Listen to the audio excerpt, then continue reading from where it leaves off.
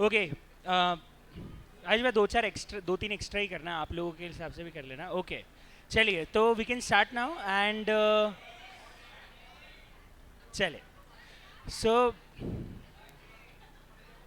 देखिए, इम्पॉर्टेंट चीज़ है कि सबसे पहले आवाज़ बिल्कुल बंद कर दीजिए। एंड कल हम लोगों ने जब रिवीजन स्टार्ट किया था, ऑनलाइन वाले बच्चों को मेरी प्रॉपर वॉइस आ रही है? Please let me know.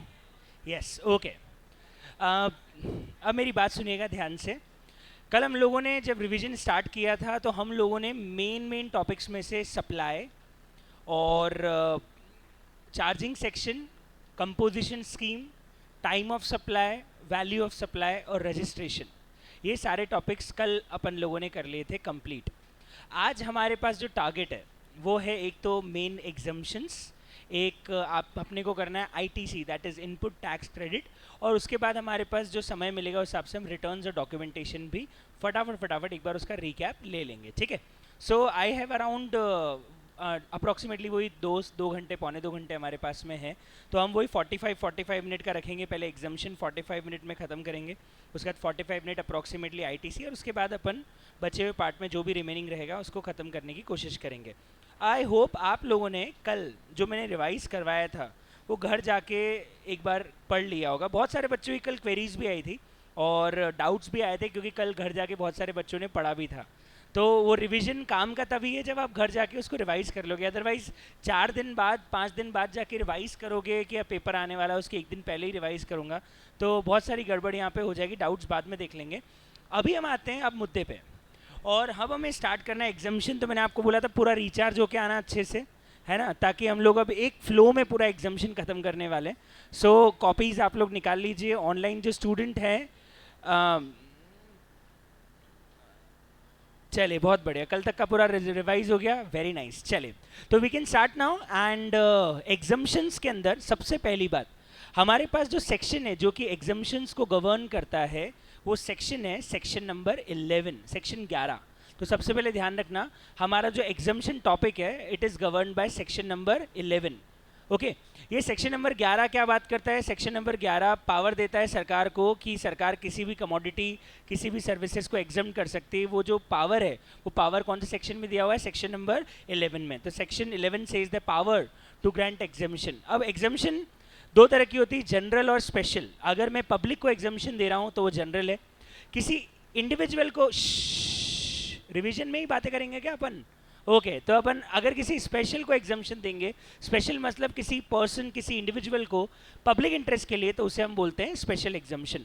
तो दो तरह की एग्जाम्शन होती है, जनरल और स्पेशल एग्जाम्शन। अब जनरल एग्जाम्शन नोटिफिकेशन के थ्रू दी जाती है, स्पेशल एग्जाम्शन आप किसी ऑर्डर के थ्रू भी दे सकते हो। मेन इसमें एक इंटरेस्टिंग पॉइंट ये था कि अगर कोई एग्जाम्शन आ गया और बाद में जाके उसको लेके कोई क्लैरिफिकेशन लाना है, तो उसका रेट्रोस्पेक्टिव इफेक्ट सिर्फ तब होगा जब 1 साल के अंदर अंदर आप उसे ऐड कर दोगे। अगर 1 साल के बाद आपने कोई एक्सप्लेनेशन या क्लैरिफिकेशन किसी एग्जाम्शन नोटिफिकेशन में ऐड किया, बाद में जाके बोला कि हमारा उस एग्जाम्शन में ये बोलने का मीनिंग है या हम ये मान रहे हैं, तो वो तभी रेट्रोस्पेक्टिव से इफेक्ट से होगा जब वो आप जो नोटिफिकेशन ला रहे हो, जो एक्सप्लेनेशन ला रहे हो, कितने टाइम में ला रहे हो? 1 साल के अंदर। अगर एक्सप्लेनेशन 1 साल के बाद आता है तो इसका इफेक्ट रेट्रोस्पेक्टिव नहीं, प्रोस्पेक्टिवली होगा। मतलब 1 साल के बाद दिया गया कोई एक्सप्लेनेशन आगे के लिए तो लगेगा, लेकिन जो टाइम जा चुका है उसके लिए अप्लाई नहीं होगा। ये एक और इम्पॉर्टेंट बात है जो यहाँ पे आपको ध्यान रखनी है। इसके बाद मैंने आपको बताया था, अब आपके सिलेबस में गुड्स के एग्जाम्शंस है ही नहीं। मतलब हमें गुड्स में क्या क्या रेट्स ऑफ जीएसटी है वो सब तो हमें करना ही नहीं है, मतलब याद ही नहीं रखना है। हमें सिर्फ सर्विसेज के एग्जाम्शंस की बात करनी है। और आप ध्यान रखना, आपके सिलेबस में जो जो चेंजेस है वो सब मैंने अमेंडमेंट में ही बता दिया था। एग्जाम्शन में छोटे मोटे चीज़ें कुछ हटी है, कुछ आई है, और कुछ भी नहीं है। अब सबसे पहले अगर मैं पहली बात स्टार्ट करूँ तो that is regarding health related services. पहला एग्जाम्शन हमने हेल्थ केयर को लेके पढ़ा था, लेकिन ध्यान रखना हेल्थ केयर में सबसे पहली बात आती है, अगर कोई आदमी हेल्थ रिलेटेड सर्विसेज दे रहा है तो उसका जो प्रैक्टिस ऑफ मेडिसिन है वो रिकॉग्नाइज होना चाहिए। तो मैंने उसके लिए आपको बनाया था आयुष। आयुष होना चाहिए। आयुष मतलब इट शुड बी इधर आयुर्वेदा और योगा और यूनानी और सिद्धि, होम्योपैथी, एलोपैथी, इस तरह की कोई रिकॉग्नाइज प्रैक्टिस ऑफ मेडिसिन होगी, वही मेडिकल प्रैक्टिसेस एग्जम्प्ट हो गई। मैंने बताया था कोई ऐसी मेडिकल प्रैक्टिसेस है जो कि रिकॉग्नाइज प्रैक्टिस ऑफ मेडिसिन नहीं है तो वो एग्जाम नहीं है, वहाँ पे फिर उस केस में उसके ऊपर जीएसटी लग जाएगा। ये पहली बात इंपॉर्टेंट थी। दूसरी इंपॉर्टेंट बात ध्यान रखने की है वो ये है कि आपका हेल्थ केयर का मतलब क्या। हेल्थ केयर मतलब डायग्नोसिस, प्रिवेंशन, क्योर। भले आइडेंटिफाई करने के लिए डायग्नोसिस कर रहे हो, चाहे प्रिवेंट कर रहे हो, चाहे क्योर कर रहे हो, इलाज कर रहे हो, लेकिन किस चीज़ का? किसी बीमारी का, किसी इंजरी का, किसी ट्रॉमा का, किसी एबनॉर्मेलिटी का, किसी पेन का। और यहाँ से एक बात समझ में आई थी कि अगर आप कॉस्मेटिक और प्लास्टिक सर्जरी करवा रहे हो और वो कॉस्मेटिक और plastic surgery is not because of any abnormality, कोई एक्सीडेंट के कारण अगर चेहरा बिगड़ गया तो ठीक है, लेकिन आप नॉर्मली सिर्फ सुंदर दिखने के लिए प्लास्टिक सर्जरी करवा रहे हो, कॉस्मेटिक सर्जरी करवा रहे हो, तो क्या उस केस में उसके ऊपर एग्जम्पशन मिलेगी?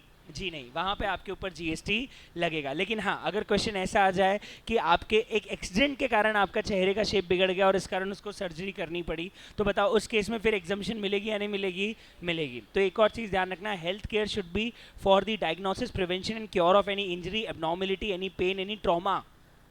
ओके, तो ये चीज़ एक इंपॉर्टेंट है जो आपको ध्यान रखनी है। इसके अलावा मैंने आपको एक इंपॉर्टेंट चीज़ बताई थी, कौन कौन एग्जम्प्ट होगा। तो सर डॉक्टर्स एग्जम्प्ट है, जिसको हम बोलते हैं मेडिकल प्रैक्टिशनर्स। क्लिनिकल एस्टैब्लिशमेंट मतलब हॉस्पिटल्स, नर्सिंग होम्स, क्लिनिक्स, ये एग्जम्प्ट होंगे। साथ में पैरामेडिकल स्टाफ मतलब इवन नर्सेज और जो पैरामेडिकल स्टाफ्स होते हैं वो भी एग्जम्प्ट होंगे। इवन वो घर जाके सर्विस दे रहे हैं तो भी एग्जम्प्ट है। कई बार होता है अगर एक बीमार आदमी इतना ज़्यादा बीमार हो चुका है कि अब उसको हॉस्पिटल में नहीं रखा जा सकता तो उसकी केयर घर पे भी नर्सिंग की जाती है, वो भी एग्जम्प्ट होगा, उस केस में भी जीएसटी लगा। पैरामेडिकल स्टाफ की सर्विसेज भी एग्जम्प्ट होगी। एम्बुलेंस, जानवरों का डॉक्टर कवर हो गया। एक और स्पेशल था स्टेम सेल प्रिजर्वेशन। देखो ब्लड बैंक की नॉर्मल सर्विसेज तो एग्जम्प्ट हो ही गई, क्योंकि ब्लड बैंक भी प्रिवेंशन क्योर ऑफ इंजरी के लिए ही है। आज ब्लड बैंक क्या करता है, किसी का ब्लड लॉस हो जाए तो उसको खून सप्लाई करने का ही काम करता है, तो कहीं ना कहीं वो क्योर और इलनेस के लिए ही हो गया। तो ब्लड बैंक तो ऑलरेडी एग्जम्प्ट है, लेकिन उसकी एक ऐसी सर्विस है जहाँ पे क्योर इलनेस नहीं है। फ्यूचर के लिए आप स्टेम सेल प्रिजर्व कर रहे हो, लेकिन उसको अलग से उन्होंने बाद में क्या दे दिया? एग्जम्पशन। तो स्टेम सेल प्रिजर्वेशन भी अब जीएसटी के दायरे में नहीं है, एग्जम्प्ट हो गया। कॉमन बायोमेडिकल, मैंने बताया था हॉस्पिटल जो सर्विसेज दे रहा है वो तो एग्जम्प्ट हो गई, लेकिन अगर हॉस्पिटल कोई सर्विस ले रहा है तो उस पर कोई एग्जम्पशन नहीं है। हॉस्पिटल मान लो क्लीनिंग सर्विसेज ले रहा है, सिक्योरिटी सर्विसेज ले रहा है, तो क्या उस पर कोई एग्जम्पशन है? नहीं। हॉस्पिटल की एक ही सर्विस है जो लेने पे एग्जम्प्ट है। देने वाली हॉस्पिटल की सारी सर्विस एग्जम्प्ट हो गई, लेकिन रिसीव करने वाली हॉस्पिटल की सिर्फ एक सर्विस एग्जम्प्ट है, जब हॉस्पिटल किसी और फैसिलिटी से क्या लेता है? बायोमेडिकल वेस्ट ट्रीटमेंट फैसिलिटी लेता है। अगर वो किसी और फैसिलिटी से बायोमेडिकल वेस्ट ट्रीटमेंट की सर्विसेज ले रहा है तो सिर्फ वो एक अकेली सर्विस है जो यहाँ पे एग्जम्प्ट है। बाकी वो हाउस कीपिंग ले ले, मेंटेनेंस ले ले, सिक्योरिटी ले ले, रेंटिंग ले ले, कोई भी एग्जम्प्ट नहीं है, उसको जीएसटी यहाँ पे देना पड़ेगा। फिर एक सवाल आता है, सर अगर ये एग्जम्प्ट है, हॉस्पिटल की सर्विसेज पूरी तरह से एग्जम्प्ट है, तो इसका मतलब सर हॉस्पिटल जो भी परचेज पे या अपने एक्सपेंसेस पे जीएसटी भरेगा, क्या उसकी आईटीसी ले पाएगा क्या? आप मुझे बताओ, अगर मैं आगे एग्जाम सर्विस दे रहा हूँ तो अपनी परचेज और अपने एक्सपेंसेस पे किए गए जीएसटी की क्या मैं क्रेडिट ले सकता हूँ क्या? मतलब हॉस्पिटल जो भी परचेज पे टैक्स दे रहा है वो सब क्या करना पड़ेगा? उसको कॉस्ट माननी पड़ेगी, अल्टीमेटली वो उसकी कॉस्ट का पार्ट बन जाएगा। अगर आज वो 1 लाख रुपए का रेंट दे रहा है, उस पर 18,000 का जीएसटी लग रहा है, तो उसके लिए रेंट ही 1,18,000 रुपये। और वो 18,000 जो जीएसटी दे रहा है उसको उसकी कोई क्रेडिट मिलने वाली नहीं है, क्योंकि सेक्शन 17 बोलता है कि अगर आप आगे एग्जाम सर्विस दे रहे हो तो आपको आईटीसी लेने का कोई हक नहीं है। वो आईटीसी चैप्टर में कवर होता है। पर ध्यान रखना, जो भी सर्विस एग्जम्प्ट है उन पे परचेज पे दिए गए टैक्स की कोई क्रेडिट नहीं मिलती है, वो सब चीज़ें कॉस्ट का पार्ट मान ली जाती है। ये पहला एग्जम्पशन हो गया। एक और इसमें कवर होता है रिहैबिलिटेशन प्रोफेशनल्स, जो रिहैब में काम करते हैं। लेकिन ध्यान रखना, रिहैब सेटअप करने वाला या तो 12AA का एंटिटी होना चाहिए या फिर गवर्नमेंट होनी चाहिए। अगर कोई गवर्नमेंट या 12AA एंटिटी ने, मतलब किसी ट्रस्ट ने, किसी चैरिटेबल ट्रस्ट ने अगर कोई रिहैब बनाया, कोई नशा मुक्ति केंद्र बनाया है, तो वहाँ पे जो एक्सपर्ट होते हैं, जो नशा मुक्ति केंद्र में, रिहैबिलिटेशन सेंटर्स में रिहैब प्रोफेशनल्स की तरह सर्विसेज देते हैं, तो उनकी सर्विस भी एग्जम्प्ट होगी, but it should be setup by either government और 12AA एंटिटी। तो हमारे पास टोटल मिला के हेल्थ केयर को लेके 1 2 3 4 5 और 6 अलग अलग सर्विसेज जो हेल्थ केयर के अंदर एग्जम्प्ट हो जाएगी। आप नंबरिंग याद रखने से क्या फ़ायदा होगा, जब एग्जाम में मान लो क्वेश्चन आता है और आपको बताया रहे हेल्थ केयर वाला पॉइंट है, तो आपको नंबरिंग से पता रहेगा अच्छा 6 सर्विस एग्जम्प्ट है, क्या ये 6 में आ रही है? अगर हाँ तो ये एग्जम्प्ट है, अगर ये 6 में नहीं आ रही है हॉस्पिटल रिलेटेड तो ये टैक्सेबल हो जाएगी। Is it clear to everyone? This is the first exemption. Moving towards the second exemption. Second exemption is about charitable religious services. अगर चैरिटेबल और रिलीजियस सेक्टर्स में बात करें तो पहली एग्जम्पशन आती है कंडक्ट ऑफ रिलीजियस सेरेमनी. जो भी पंडित है या प्रीस्ट है या कोई मौलवी है या कोई काजी है और वो कोई भी तरह का रिलीजियस एक्टिविटी करवा रहा है, चाहे वो शादी करवा रहा है, चाहे वो यज्ञ करवा रहा है, चाहे वो बहुत सारी अलग अलग चैरिटेबल वो रिलीजियस एक्टिविटीज़ और सेरेमनीज होती है वो करवाई जाती है, तो वो सब एग्जम्प्ट है. उनको जो फीस मिलती है या वो जो उनको दक्षिणा मिलती है, जो भी बोलते हैं, वो सब पूरी तरह से एग्जम्प्ट हो जाएगी. दूसरा, अगर कोई भी, लेकिन हाँ ध्यान रखना, हाथ देखने वाली सर्विसेज टैक्सेबल है. एस्ट्रोलॉजर्स इसमें कवर नहीं होंगे क्योंकि वो रिलीजियस एक्टिविटी में शामिल नहीं होता है. अगला, अगर आप कोई टूर ट्रैवल्स करवा रहे हो लेकिन सिर्फ रिलीजियस पिलग्रिमेज, तीर्थ यात्रा, वो भी कौन करवा रहा है? सिर्फ दो, हज कमेटी और कुमायूं मंडल विकास निगम. ये क्या कराते हैं? हज कमेटी हज यात्रा कराता है, KMVN एक्चुअली कैलाश मानसरोवर की यात्रा करवाता है. तो ये जो फॉरेन पिलग्रिमेज हो रहा है इसकी सर्विसेज पूरी तरह से एग्जम्प्ट है. इसके अलावा और कोई पिलग्रिमेज कवर नहीं होगा. हज कमेटी और KMVN कुमायूं मंडल विकास निगम, इन दोनों की ही टूर्स एंड ट्रैवल सर्विसेज पे एग्जम्पशन है और किसी पे कोई भी एग्जम्पशन नहीं है. नेक्स्ट, एंटिटी अगर 12AA में रजिस्टर्ड है तो उसकी बहुत सारी एक्टिविटीज़ पे GST नहीं लगता, बिकॉज सरकार को 12AA एंटिटीज़ पे ट्रस्ट है. तो ऐसी ट्रस्ट जो कि 12AA के अंदर रजिस्टर्ड है या फिर वो इनकम टैक्स में रजिस्टर्ड, किसी भी सेक्शन 10 में भी आता है वो, वहाँ रजिस्टर्ड है, तो उस केस में ऐसी चैरिटेबल और रिलीजियस ट्रस्ट पे GST नहीं है. पर कहाँ कहाँ नहीं है वो हमें समझने की ज़रूरत है. पहली बात, CT डूइंग CA, मतलब अगर चैरिटेबल ट्रस्ट क्या कर रहा है, कोई चैरिटेबल एक्टिविटी कर रहा है, तो उस केस में उसके ऊपर GST नहीं लगेगा. पर अब चैरिटेबल एक्टिविटी का मतलब क्या है वो भी समझना बहुत ज़रूरी है. मैं आपको बताऊँ, चैरिटेबल एक्टिविटी में हर कुछ नहीं आता है कि सब कुछ चैरिटेबल एक्टिविटी होगी. नहीं, चैरिटेबल एक्टिविटी में उन्होंने सिर्फ कुछ नाम प्रिस्क्राइब किए हैं, वही चैरिटेबल एक्टिविटी होगी. वो कौन कौन सी, देखो, नहीं ये नहीं है. चैरिटेबल एक्टिविटी के लिए मैंने मॉड्यूल रेफर कराया था, पर मैं आपको बता देता हूँ, मैं बताता हूँ चैरिटेबल एक्टिविटी. मॉड्यूल की ज़रूरत नहीं, मैं ऐसे ही बता दूंगा. एक तो आ जाएगा उसमें इन्वायरमेंट और वाइल्ड लाइफ केयर का प्रिजर्वेशन, कंजर्वेशन. एक उसमें आ जाएगा एक्सपेंशन और प्रचार प्रसार रिलीजन और योगा का. तो अगर आप रिलीजन और योगा का प्रचार प्रसार करने के लिए कोई एक्टिविटी कर रहे हो तो वो भी चैरिटेबल एक्टिविटी मानी जाती है.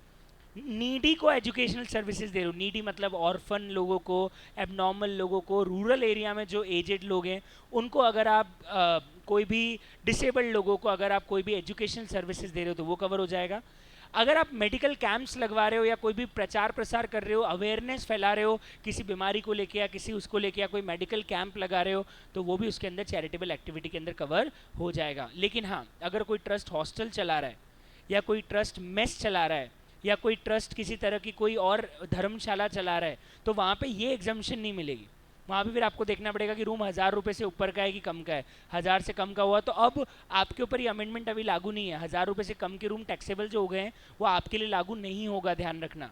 आपके अटेम्प्ट के लिए 1000 रुपये से कम का रूम एग्जम्प्ट है, 1000 रुपये से ऊपर का रूम टैक्सेबल है. आपकी एग्जाम में 1000 रुपये से कम का रूम टैक्सेबल नहीं है. वो एग्जम्पशन जो आया है वो अगले अटेम्प्ट से लागू होगा क्योंकि वो अप्रैल के बाद आया है. तो इसलिए 1000 रुपये से कम के रूम आपके लिए एग्जम्प्ट है, 1000 रुपये से ऊपर के रूम आपके लिए टैक्सेबल हैं. क्लियर? Very nice. और क्या सर्विस हो गई सर? अगर कोई ट्रस्ट कोचिंग और ट्रेनिंग सर्विसेज दे रहा है, स्पोर्ट्स की, आर्ट्स की या कल्चर की, तो किसी का कोई कोचिंग इंस्टीट्यूट है ट्रस्ट के अंडर में रजिस्टर्ड है, चाहे वो स्पोर्ट्स एक्टिविटी सिखा रहा हो, म्यूजिक सिखा रहा है साहब, कोई आर्ट सिखा रहा है, स्केचिंग सिखा रहा है, कोई कल्चरल एक्टिविटी, कोई फोक डांस सिखा रहा है, तो वो सारे कोचिंग इंस्टीट्यूट जो कि ट्रस्ट में रजिस्टर्ड है, ट्रस्ट में के नाम के कोचिंग इंस्टीट्यूट्स होंगे, वो सब भी एग्जम्प्ट हो जाएंगे. ट्रस्ट होना चाहिए. ऐसे कोई प्राइवेट डांस एकेडमीज कवर नहीं होगी. और फिर भी आर्ट्स और कल्चर और स्पोर्ट्स ट्रस्ट चला रही है और वो कोचिंग सर्विसेज दे रहा है, तो वही यहाँ पे एग्जम्प्ट होगा.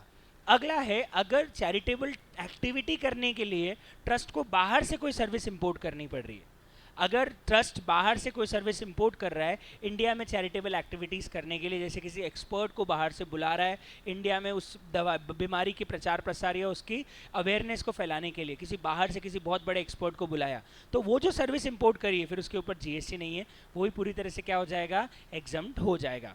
नेक्स्ट है, अगर ट्रस्ट या सरकार, इसमें दो लोग आ जाएंगे, ट्रस्ट या सरकार, अगर कोई ओल्ड एज होम चला रही है, वृद्धाश्रम चला रही है जहाँ 60 साल के ऊपर के लोग रहते हैं, पर ये वृद्धाश्रम अगर 25,000 रुपये महीने से कम की किराए वाला है, मतलब यहाँ बूढ़े लोग रह सकते हैं और इंक्लूडिंग रहना खाना पीना सब मिला के 25,000 रुपये से ज़्यादा का नहीं है, तो वो ओल्ड एज होम भी क्या हो जाएंगे, पूरी तरह से एग्जम्प्ट हो जाएंगे। कोई ऐसा ट्रस्ट बना दिया जिसमें सब ओल्ड एज होम बना दिया जहाँ पे बहुत सुविधाएं, 5 स्टार होटल जैसी फैसिलिटीज़ है और पर मंथ 50,000 1 लाख रुपये रेंट लग रहा है, तो वो एग्जाम नहीं होगा।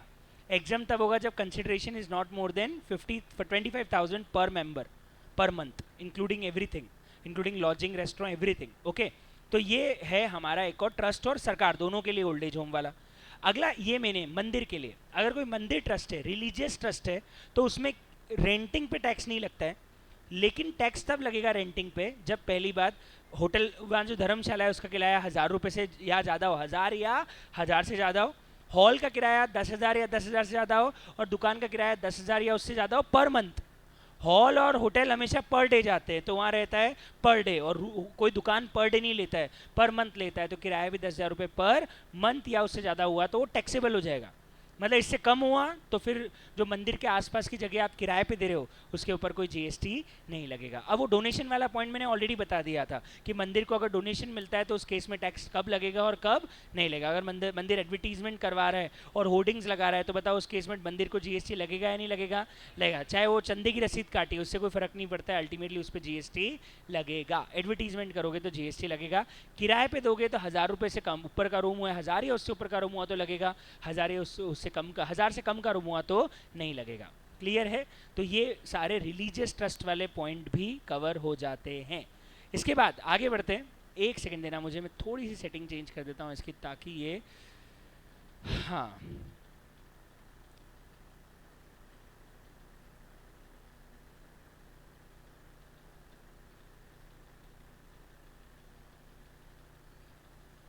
चलिए साहब आगे बढ़ते हैं और move on to the next exemption. हाँ, ये नेक्स्ट एग्जाम्शन है एग्रीकल्चर एक्टिविटीज़ के लिए। अब एग्रीकल्चर में सबसे पहले चीज़ एक एग्रीकल्चर एक्टिविटी की डेफिनेशन समझनी ज़रूरी है, क्योंकि इससे आपको समझ में आएगा एक्चुअली एग्रीकल्चर मतलब वो किसकी बात कर रहे हैं। पहली बात, इसमें एग्रीकल्चर मतलब सिर्फ प्लांट का कल्टीवेशन ही शामिल नहीं है, प्लांट, फ्लावर्स, ट्रीज, जो भी हमारी खेती होती है वो तो सब शामिल हो ही गया। साथ साथ में फॉरेस्ट भी कवर हो गया इसमें, अगर आप लकड़ी वकड़ी उगा रहे हो या काट रहे हो वो कवर हो जाएगा इसके अंदर। एनिमल रेयरिंग भी कवर हो जाएगा, सिर्फ एक को छोड़ के। किसको छोड़ के? हॉर्स को छोड़ के। तो हॉर्स रेसिंग को छोड़ के किसी भी तरह की रेयरिंग ऑफ एनिमल्स है फॉर फूड और for any kind of raw material, वो भी इसके अंदर एग्जम्प्ट हो जाएगा, उस पर भी वो भी एग्रीकल्चर एक्टिविटी मान लिया जाता है। तो अब एग्रीकल्चर के लिए आप जो भी सर्विस ले रहे हो, चाहे वो आप कल्टीवेशन की, इरिगेशन की, फ्यूमिगेशन की, पेस्ट कंट्रोल की, किसी भी तरह की सर्विस अगर एग्रीकल्चर के पर्पज़ के लिए ली जाती है तो सारी सर्विस क्या हो जाती है? पूरी तरह से एग्जम्प्ट। तो चाहे आप cultivation, irrigation, cutting, grading, sorting, fumigation, warehousing, loading, unloading, transportation, storage, even farm labour, agro machinery की किराए पे ले रहे हो, एग्रीकल्चर एक्सटेंशन मतलब knowledge based service, soil testing है, इस तरह की कोई सर्विस ले रहे हो, या इवन मंडी के एजेंट है, मंडी की सर्विसेज है जहाँ आप मंडी में जाके माल बेच सकते हो तो वो लोग कमीशन चार्ज करते हैं, सब एग्जम्प्ट। तो एग्रीकल्चर रिलेटेड जितनी भी सर्विसेज हैं जो कि एग्रीकल्चर के पर्पस के लिए ली जा रही है वो सारी सर्विसेज क्या हो जाएगी? एग्जम्प्ट हो जाएगी। और इसमें ध्यान रखना, राइस और फॉरेस्ट प्रोड्यूस का लोडिंग, अनलोडिंग, स्टोरेज भी एग्जम्प्ट होगा। राइस एग्रीकल्चर प्रोड्यूस नहीं होता है, राइस एग्रीकल्चर प्रोड्यूस नहीं होता है। अरे अभी कितना सारा आया था उसके बारे में कि इवन आटा भी एग्रीकल्चर प्रोड्यूस नहीं, क्योंकि आपने उसके ऊपर क्या कर दी? मसाले भी एग्रीकल्चर प्रोड्यूस नहीं है, क्योंकि आपने इन सब के ऊपर क्या कर दी? फर्दर प्रोसेसिंग कर दी। फर्दर प्रोसेसिंग कर दी तो वो चीज़ एग्रीकल्चर प्रोड्यूस नहीं रह गई। इवन उन्होंने अभी तो नया नया क्लॉज लगा दिया कि आप पैक करके बेचोगे तो हर चीज़ पे जीएसटी लगा देंगे, वो नया आ गया, वो पर आपके ऊपर अभी लागू नहीं होगा। ठीक है, तो मेन पॉइंट है एग्रीकल्चर एक्टिविटीज़ में ये सब चीज़ें आ जाएगी। इवन फ्रूट्स की लेबलिंग, रीलेबलिंग, वैक्सिंग कर रहे हो तो वो भी एग्रीकल्चर एक्टिविटी है, क्योंकि उसका एसेंशियल कैरेक्टर चेंज नहीं हो रहा है। जूस बनाओगे तो नहीं है, लेकिन आप सिर्फ लेबल लगाओगे तो उससे फ्रूट ही रहेगा, तो इसका मतलब वो भी एग्रीकल्चर एक्टिविटी है। ठीक है, लेकिन अगर आप उसका जूस बना दोगे तो एग्रीकल्चर एक्टिविटी है क्या? नहीं है। तो क्लॉज क्या बोलता है कि अगर आपने कोई भी ऐसा काम किया है जिससे आपके प्रोडक्ट का एसेंशियल कैरेक्टर चेंज हो गया है तो फिर हम उसे एग्रीकल्चर प्रोडक्ट नहीं मानेंगे। तो ये एक और इंपॉर्टेंट बात ध्यान रखना। स्लॉटरिंग ऑफ एनिमल्स भी इसमें कवर हो जाता है, लाइव एनिमल्स का आर्टिफिशियल इंसेमिनेशन, हॉर्सेस को छोड़ के। और अगर सरकार जमीन का पट्टा या फिर नहर से पानी निकालने का पट्टा या किसी और तरह का लाइसेंस, पट्टा मतलब लाइसेंस अगर किसान को देती है तो उसके ऊपर भी कोई जीएसटी नहीं लगेगा। नेचुरल रिसोर्सेज असाइन करने का लाइसेंस देती है तो वो भी जीएसटी के दायरे से बाहर हो जाएगा। So these all are the exemptions relating to agriculture activity. सारे सेक्टर्स ये मेन है बेटा, मैं आपको बता दूं, ये जो स्टार्टिंग के सेक्टर्स हम पढ़ रहे हैं, मान के चलना मेजरली क्वेश्चन इन्हीं में से किसी में आना है। हॉस्पिटल से आ सकता है, एग्रीकल्चर से आ सकता है, अब हम जो अगला पढ़ने वाले हैं वो भी बहुत काम का है, एजुकेशन सेक्टर। और बहुत ज़्यादा चांस है पहला जो 8 नंबर का क्वेश्चन आएगा उसी में एग्जामिशन सबसे पहले दिया रहेगा। वो लोग पहला 8 नंबर का जो प्रैक्टिकल क्वेश्चन पूछते हैं जिसके अंदर सारी की सारी पूरे क्वेश्चन की समरी होती है, जिसमें सिर्फ एग्जामिशन, सप्लाई, आरसीएम सब एक साथ आ जाते हैं, तो उसमें से ही ये क्वेश्चन भी आ सकता है एग्जामिशन का, जहाँ वो पूछ सकते हैं कि साहब ये डिटेल है, बताओ किस किस पे टैक्स लगेगा, किस किस पे नहीं लगेगा, तो कहाँ कहाँ एग्जामिशन है वो भी आपको मालूम होना चाहिए। अगला आता है education sector. If we are talking about the education sector, then first we have to understand, साहब एजुकेशन इंस्टीट्यूशन मान किस किस को रहे हो? क्या आप नाहटा एकेडमी को एजुकेशन इंस्टीट्यूशन मानोगे? जी नहीं। अब क्या है एजुकेशन इंस्टीट्यूशन, वो हमें यहाँ पे समझना बहुत ज़रूरी हो जाता है। सबसे पहले एजुकेशन इंस्टीट्यूशन में आ जाएगा schools and pre schools, schools and pre schools. दूसरा, कोई भी ऐसा इंस्टीट्यूशन जिसका करिकुलम रिकॉग्नाइज्ड बाय लॉ है, मतलब उससे मिलने वाली डिग्री, उसका जो कोर्स है वो किसी न किसी कानून या किसी न किसी एफिलेटेड कोर्स है, मतलब वो किसी न किसी रिकॉग्नाइज्ड बाय लॉ में एफिलेटेड है। जैसे आईसीएआई का करिकुलम एफिलेटेड है, आईसीएसआई का एफिलेटेड है, कॉलेजेस का एफिलेटेड है, एनसीईआरटी का एफिलेटेड है, सीबीएसई का एफिलेटेड है। ये सब एफिलेटेड इंस्टीट्यूशंस हैं क्योंकि इनकी डिग्री को लॉ भी रिकॉग्नाइज करता है, क्योंकि ये लोग बैचलर या किसी तरह की डिग्री देते हैं और इसीलिए इनका एफिलेशन होने के कारण इनकी डिग्री रिकॉग्नाइज बाय लॉ मानी जाती है।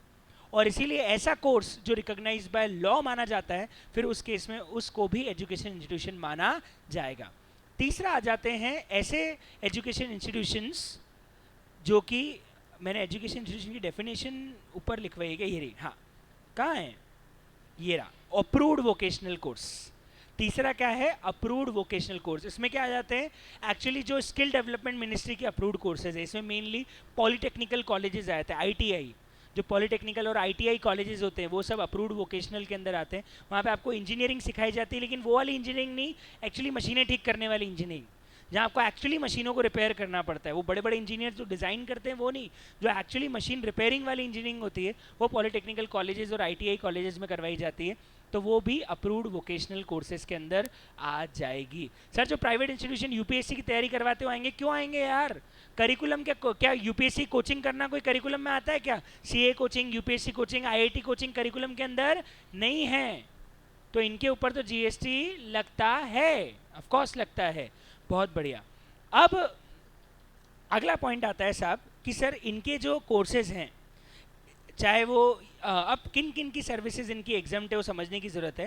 पहला, ये अपने सर्विसेज स्टूडेंट्स को जो भी सर्विस दे रहे हैं, स्टूडेंट से जो फीस चार्ज करते हो स्कूल वाले, कॉलेज वाले, चाहे वो एडमिशन फ़ीस हो, चाहे वो एग्ज़ाम फ़ीस हो, चाहे वो ट्यूशन फ़ीस हो, चाहे वो एनुअल डे फ़ीस हो, चाहे वो स्पोर्ट्स फ़ीस हो, चाहे वो कोई भी फ़ीस हो जो कि इंस्टीट्यूशन अपने कोर्स करवाने के लिए ले रहा है, वो सब क्या है, एग्जम्प्ट है।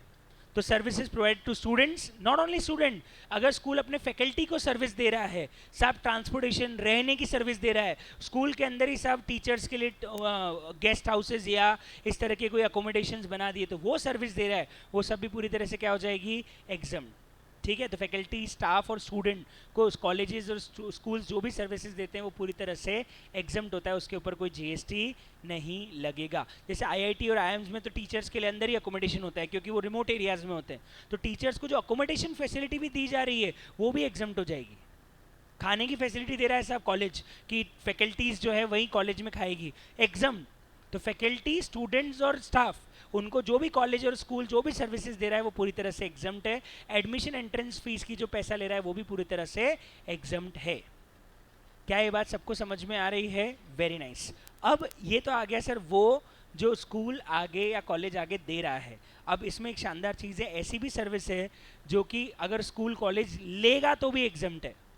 और ध्यान रखना, स्कूल और प्री स्कूल के लिए 4 नाम है। क्या क्या है सुनना, अगर स्कूल बस फैसिलिटी लेता है, केटरिंग या मिड डे मील फैसिलिटी लेता है, या एग्जाम कंडक्ट कराने की फैसिलिटी लेता है, या हाउस कीपिंग क्लीनिंग सर्विसेज लेता है, तो ये जो सर्विस ले रहा है उस पर भी जीएसटी नहीं है। मतलब इनपुट भी एग्जम्प्ट हो गया, परचेज भी एग्जम्प्ट हो गई।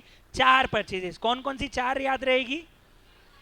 Transportation of students, mid day meal खाने पीना हो गया, आना जाना हो गया, और साफ सफाई हो गया, हाउस कीपिंग मेंटेनेंस हो गया, और पढ़ना हो गया, मतलब कंडक्ट ऑफ एग्जामिनेशन और एडमिशन भी कवर हो गया। तो ये चारों तरह की कोई भी सर्विस ले रहा है तो वो इसके अंदर एग्जाम हो जाएगा। स्कूल के लिए अगर कॉलेज या कोई recognise by law degree provide कर रहे हैं, जैसे आईसीएआई हो गया या कोई कॉलेज हो गया जो कि रिकॉग्नाइज बाय लॉ डिग्री दे रहा है, 12th तक के स्कूल नहीं, उसके आगे की डिग्री देने वाला कोई कॉलेज या कोई हायर एजुकेशन करने वाला कोई भी इंस्टीट्यूशन है जो डिग्री देता है, कोई तरह का सर्टिफिकेट देता है, कोई कोर्स देता है जो रिकॉग्नाइज बाय लॉ है, तो उनकी इनपुट सर्विस कौन कौन सी एग्जाम्प्ट है? सिर्फ 2, एडमिशन और एग्जाम लेने वाली सर्विसेज, और दूसरा है ई जर्नल्स। ये जो पीरियोडिकल जर्नल्स बच्चों को देते हैं वो सर्विस भी पूरी तरह से क्या हो जाएगी? एग्जाम। मैंने इसका एग्जाम्पल भी लिया था, एक फैशन डिजाइनिंग कॉलेज है, वो अपने बच्चों को वोग मैगजीन का सब्सक्रिप्शन फ्री ऑफ कॉस्ट देता है, तो ये जो पैसा दे रहा है वोग वालों को सब्सक्रिप्शन देने के लिए, उसकी जीएसटी नहीं लगेगा। ई जर्नल्स अगर बच्चों को दी जाती है फॉर दीज इंस्टीट्यूशंस तो वो भी पूरी तरह से क्या हो जाएगी? एग्जम्प्ट हो जाएगी।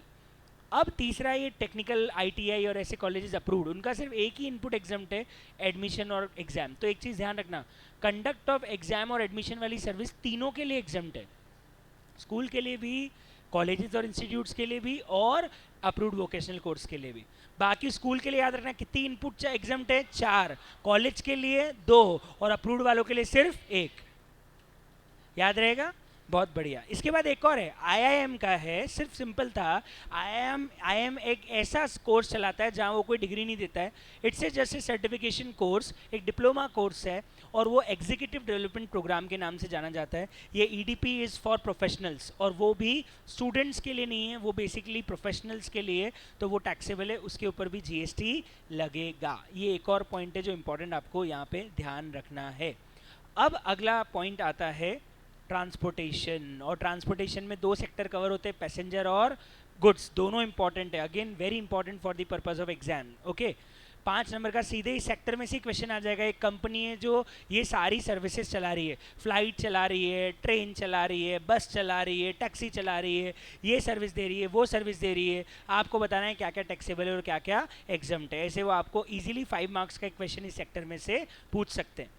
तो इसमें सबसे पहले क्या समझने की ज़रूरत है? सबसे पहले समझने की ज़रूरत है कि साहब एयर में 2 एग्जाम्शन है।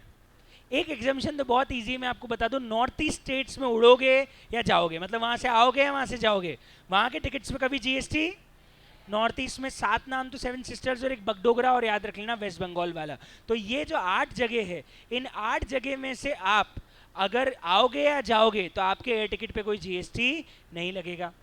ठीक है साहब। एक और एयर को लेके थी आरसीएस, रीजनल कनेक्टिविटी स्कीम, जिसको बोलते हैं उड़ान योजना, उड़ेगा आम नागरिक, रीजनल कनेक्टिविटी स्कीम, जिसके अंदर छोटे छोटे एयरपोर्ट्स बनाए जा रहे हैं। तो वहाँ पे क्या हो रहा है? सरकार एयरलाइंस को कंपनसेशन दे रही है फॉर दी लॉसेस, मतलब सरकार बोल रही है हम फ्लाइट का टिकट फिक्स कर रहे हैं, आपको हम डिफरेंस अमाउंट पूरा का पूरा देंगे। तो ये जो सर्विस एयरलाइन कंपनी सरकार को दे रही है सस्ते में फ्लाइट चलाने की, बदले में सरकार भरपाई करेगी उनके कंपनसेशन की, वो सर्विस भी एग्जम्प्ट है, उसके ऊपर भी जीएसटी नहीं लगेगा। पर ये सर्विस एयरपोर्ट चालू होने से 3 सालों के लिए एग्जम्प्ट है। ध्यान रखना, this exemption is only for the 3 years from the commencement of the airport.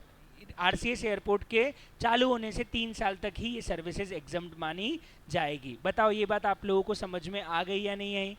आ गई, वेरी नाइस। इसके बाद आगे अगर हम बढ़ें तो if we can talk about the railway, तो रेलवे में we have non AC exempt हो गया, एसी कोचेस पे तो लगता है साहब, लेकिन नॉन एसी क्या हो गया? Exempt. Metro, monorail, local tramway और ये सब एग्जम्प्ट हो गया, लेकिन ध्यान रखना रोपवे इज टैक्सेबल, एरियल वे, उड़न खटोला, हवा में चलने वाला केबल कार, रोपवे, वो क्या है यहाँ पे? टैक्सेबल है, ध्यान रखिएगा। अगला है रोड, रोड में non AC buses, non AC जितने भी हमारी non AC stage carriage exempt है, लेकिन ध्यान रखना अगर आपने पूरी बस हायर कर ली है तो उस पर जीएसटी लगता है। आपने पूरी बस हायर करके उदयपुर पिकनिक पे ले गए, क्या हमको जीएसटी देना पड़ा बस किराए पे? जी हाँ, क्यों देना पड़ा? क्योंकि हमने पूरी बस ही हायर कर ली थी। यहीं किसी नॉर्मल रोडवेज बस में आपको उदयपुर ले जाते तो आपको टिकट पे हमको जीएसटी देना नहीं पड़ता, क्योंकि उस केस में वो स्टेज कैरेज होता, वो आपको बस स्टैंड से बस स्टैंड उतारती, तो उस केस में आपको जीएसटी नहीं लगता। बस किराए पे ले ली तो फिर जीएसटी लग जाएगा।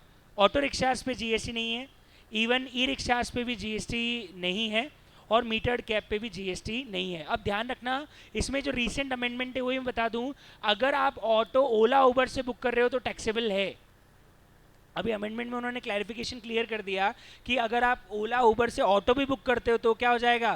टैक्सेबल हो जाएगा। अगर आपने नॉर्मल ऑटो लिया है तो टैक्सेबल नहीं है, लेकिन अगर आप रेडियो टैक्सी के फॉर्म में ऑटो रिक्शा बुक कर रहे हो, ई कॉमर्स ऑपरेटर के थ्रू कोई ऑटो रिक्शा बुक कर रहे हो, तो इन दैट केस वो भी टैक्सेबल है। तो कार हो या रिक्शा हो, अगर आपने किसी ई कॉमर्स के थ्रू बुक किया है तो वो भी पूरी तरह से टैक्सेबल हो जाएगा। तो रेडियो टैक्सी टैक्सेबल है, हायर्ड बसेस टैक्सेबल है, हायर्ड टैक्सीज टैक्सेबल है। Okay, next finally water. नहरों और पानी के रास्ते जो ट्रांसपोर्टेशन सर्विसेज है पूरी तरह से एग्जम्प्ट है। आप केरल चले जाओ एक जगह से दूसरी जगह जाने के लिए, अगर आप जहाज का यूज़ कर रहे हो, किसी बोट का यूज़ कर रहे हो तो एग्जम्प्ट है, लेकिन अगर क्रूज शिप एग्जम्प्ट नहीं है। टूरिज्म पर्पस के लिए हायर की गई बोट या टूरिज्म पर्पस के लिए अगर आप किसी शिप या किसी बोट पे जा रहे हो तो वो क्या हो जाएगा? पूरी तरह से टैक्सेबल हो जाएगा। ट्रांसपोर्टेशन एग्जम्प्ट है, टूरिज्म एग्जम्प्ट नहीं है, टूरिज्म टैक्सेबल होगा। बहुत बढ़िया। अगला आता है साहब गुड्स के एग्जम्पशन, और ये भी बहुत इंपॉर्टेंट है, और इसमें आरसीएम का भी क्लॉज समझना पड़ेगा क्योंकि जीटीए में आरसीएम भी लगता है, तो हम यही वो बात भी समझ लेंगे।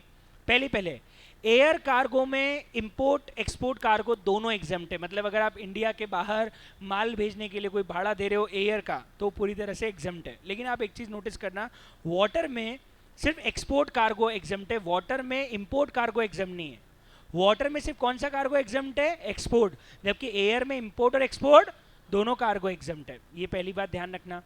अब एक एग्जम्पशन तीनों में है, तीनों में कहाँ कहाँ? एयर को छोड़ के बाकी तीनों जगह स्पेसिफाइड गुड्स, मतलब सामान आप कौन सा नेचर का ले जा रहे हो उसके हिसाब से हम भाड़ा लगाएंगे, मतलब जीएसटी लगाएंगे या नहीं लगाएंगे। तो अगर आपका स्पेसिफाइड नेचर का गुड्स है, वो नेसेसिटी वाला गुड्स है, जैसे एग्रीकल्चर प्रोड्यूस है, ऑर्गेनिक मैन्योर है, न्यूज़पेपर मैगजीन्स है, डिफेंस का सामान है, रेलवे का सामान है, या फिर कोई मिल्क या कोई इस तरह का प्रोडक्ट है, पल्सेस हैं, और क्या था? रिलीफ मटेरियल है, प्रधानमंत्री की कोई रिलीफ योजना के अंदर मटेरियल जा रहा है, तो ये सब स्पेसिफाइड गुड्स है। सिर्फ एयर को छोड़ के ये किसी भी मोड ऑफ ट्रांसपोर्ट से चले जाएं, ये पूरी तरह से क्या रहेंगे? एग्जम्प्ट। सिर्फ कब टैक्सेबल रहेंगे? जब ये बाय एयर जाएंगे। अदर देन दैट अगर ये बाय वाटर, बाय रेलवे और बाय रोड जाते हैं तो पूरी तरह से एग्जम्प्ट हो जाएंगे। अरे घर पे लिख लेना आराम से, घर पे चार्ट मिला हुआ है अपने को ऑनलाइन गूगल ड्राइव पे, अनुषा आराम से अभी सुन लेते हैं अपन, है ना बेटा? Very nice. अब इंपॉर्टेंट पार्ट पे आते हैं, वाटर। वाटर में specified goods plus railway equipments तो बता ही दिया मैंने आपको, इनलैंड वाटरवेज भी कवर हो गया, इंपोर्ट एक्सपोर्ट कार्गो भी कवर हो गया, लेकिन इंपोर्ट कार्गो क्या है यहाँ पे? टैक्सेबल। ध्यान रखना, इंपोर्ट कार्गो एयर में एग्जम्प्ट है लेकिन वाटर में टैक्सेबल है। तो अगर बाय वेसल आपका इंपोर्ट हो रहा है तो जीएसटी है, बाय अगर एयर हो रहा है तो जीएसटी नहीं है, ये भी ध्यान रख लेना। ठीक है साहब। अब मेन ये मेजर है रोड वाली। अगर आप ट्रांसपोर्टेशन बाय रोड कर रहे हो तो पहले तो देखना पड़ेगा साहब आप जीटी हो, आप कुरियर वाले हो या आप कोई अदर्स हो। पहली बात सर, कुरियर वाला तो पूरी तरह से टैक्सेबल है। आज आप कुरियर से कुछ भी भेज दो, हमेशा आपको उसके ऊपर तो टैक्स लगना ही लगना है। वो हमेशा जब रसीद देगा तो उसमें आपको जीएसटी जोड़ के देगा। अब बात हो रही है जीटीए या अदर्स की, तो पहले समझना पड़ेगा sir what is the meaning of GTA and which will be who will be classified in others. So GTA means those transporters who issues consignment note, जिनका एक प्रॉपर ऑर्गेनाइज्ड ऑफिस होता है, जहाँ जहाँ वो बिल्टी इशू करते हैं और आपको बोलते हैं साहब ये बिल्टी है, अब जहाँ पे भी माल आपको चाहिए वहाँ आपको ये बिल्टी दिखानी है और हम आपको माल दे देंगे। उस बिल्टी को हम बोलते हैं कंसाइनमेंट नोट। तो अगर कोई ऑर्गेनाइज सेक्टर में प्रॉपर ऑफिस के साथ जीटीए है तो उसे जीटीए माना जाएगा, उसे गुड्स ट्रांसपोर्ट एजेंसी माना जाएगा। मेन क्या ध्यान रखना है, if he issues consignment note, अगर वो कंसाइनमेंट नोट इशू कर रहा है तो जीटीए माना जाएगा। और अगर वो जीटीए है और वो जीटीए नहीं है तो पहले नहीं है तो एग्जम्प्ट है, मतलब एक अनऑर्गेनाइज सेक्टर में किया गया ट्रांसपोर्टेशन जीएसटी के दायरे में आता ही नहीं है। तो साहब हम सिर्फ उन पे फोकस करो जो बड़े बड़े ट्रांसपोर्ट ऑफिसेज लेके बैठे हुए हैं। जब आप उनको जाके सामान देते हो तो आपको एक प्रॉपर बिल्टी मिलती है, ट्रक में माल वहाँ पहुँचता है, वहाँ डिलीवरी देते समय आपको बिल्टी चेक होती है और फिर आपका माल आपके यहाँ पहुँचता है। वो proper organise sector of transport GTA में कवर होता है। अब जीटीए में क्या क्या एग्जम्पशन है, क्या क्या टैक्सेबल है, वो समझने की जरूरत है। जीटीए में सबसे पहला क्लॉज बहुत ही इंपॉर्टेंट है। एक तो स्पेसिफाइड गुड्स हो ही गया, दूसरा वाला सुनना, ये बहुत काम का है क्योंकि इसमें आरसीएम भी है। सुनना ध्यान से, अगर जीटीए किसी factory, society, firm, body corporate या रजिस्टर्ड पर्सन को सर्विस दे रहा है तब तो वो टैक्सेबल होगी।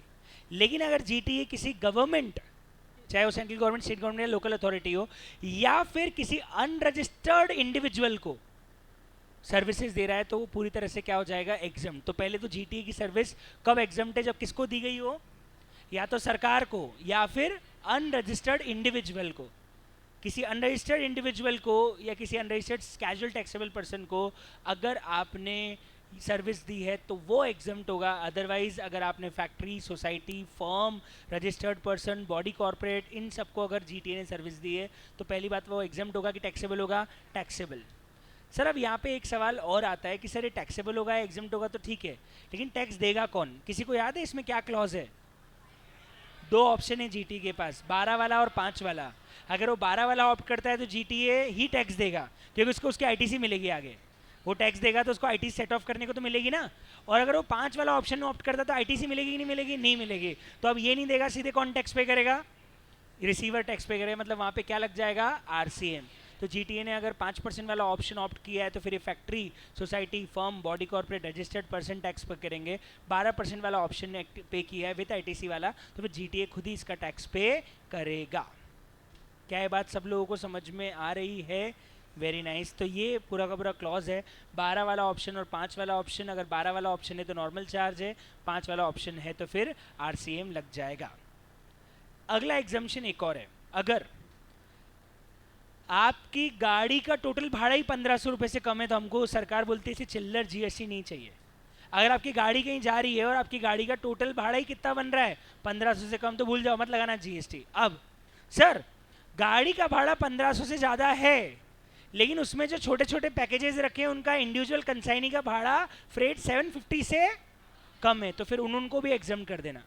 तो अगर आपका 1000 वाला है तो उस पर टैक्स लगेगा, 600 वाला है तो उस पर टैक्स नहीं लगेगा। अगर गाड़ी का ओवरऑल भाड़ा 1500 से कम है तो भूल ही जाओ।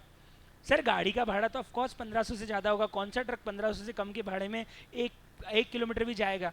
तो ऑफकोर्स भाड़ा 1500 से ज़्यादा होता है। लेकिन क्या होता है, 50 लोगों का सामान होता है अंदर, तो एक पार्सल मेरा है सब, इसका भाड़ा सिर्फ 600 रुपये का है, तो मेरे फिर बिल्टी में वो जीएसटी जोड़ेगा ही नहीं। अब जोड़ेगा ही नहीं मतलब एग्जम्प्ट हो गया तो एनसीएम आरसीएम की बात ही नहीं आती है, टैक्स लगेगा ही नहीं। Is it clear to everyone? Very nice. तो ये सारे एग्जम्पशंस हो गए किसको लेके? जीटीए को लेके। जी मैम।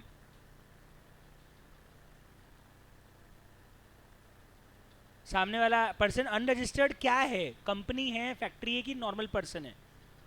तो एग्जम्प्ट ही हो गया ना। अरे एग्जम्प्ट हो गया तो आरसीएम एनसीएम की तो बात ही खत्म हो जाती है ना।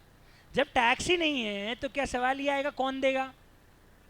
अनरजिस्टर्ड इंडिविजुअल है आपका मानना है तो टैक्स देने का सवाल तो आता ही नहीं है। जब टैक्स देने का सवाल ही नहीं आता है तो आरसीएम एनसीएम की तो बात ही नहीं हो सकती ना। एनसीएम आरसीएम तो तब लगता है जब टैक्स देने की लायबिलिटी है। पहले ये तो स्टैब्लिश कर लो टैक्स देना है कि नहीं देना है, उसके बाद डिसाइड करेंगे कौन देगा। तो टैक्स लगेगा ही नहीं अगर अनरजिस्टर्ड इंडिविजुअल है तो। बहुत बढ़िया, आगे बढ़ते हैं। और ये स्पेसिफाइड गुड्स के नाम है: grain, pulses, milk, rice, agriculture product, organic manure, newspaper, magazine, relief material और डिफेंस इक्विपमेंट। ये नाम आपको एक बार याद रखने पड़ेंगे, स्पेसिफाइड गुड्स के नाम है। अब मेरे हिसाब से ये हेड भी बहुत इंपॉर्टेंट है। ये आएगा, इसके बाद एक बैंक आएगा, वो भी बहुत इंपॉर्टेंट आने वाला है। तो हम मेन सेक्टर में एक और बहुत इंपॉर्टेंट हेड कर रहे हैं, गवर्नमेंट सेक्टर, और ये बहुत काम का है अगेन।